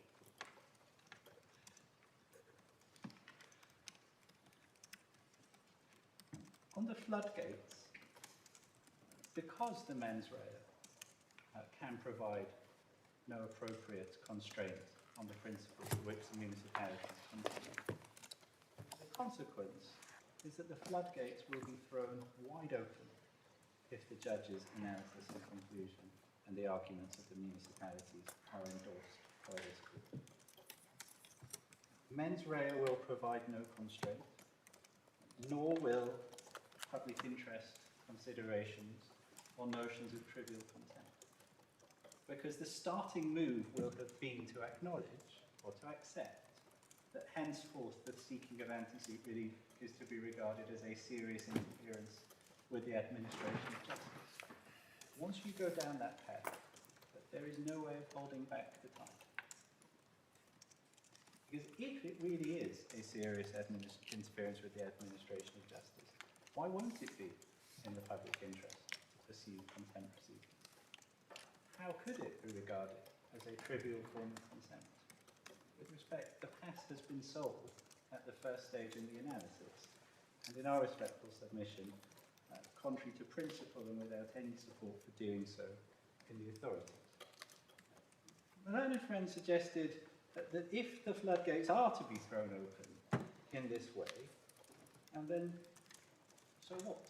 The court is faced with a balancing exercise, and it's got to choose between protecting the administration of justice and achieving certainty. And he invites the court to choose the former rather than the latter. Now, of course, we don't accept that there is any interference with the administration of justice here, but we respectfully suggest the balancing exercise that is urged on the court is not a matter for the judges. It is a matter for Parliament and the Law Commission to form a view, if necessary, on whether to expand the law in this field, the pros and cons of doing so, and whether the need to protect the supposed challenge to the administration of justice that the municipalities identify justifies opening up an additional front in criminal liability, and how that could be done in a way that is legally certain. This court is not in a position to do that, or at least is not in as good a position as Parliament and the Law Commission would be.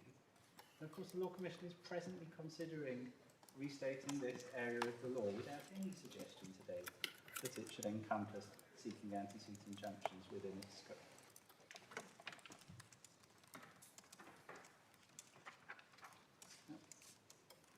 My lords, on the authorities, Kellett, Butterworth and Dadgen, my learned friend conceded that his argument doesn't depend upon them, and he was right to do so.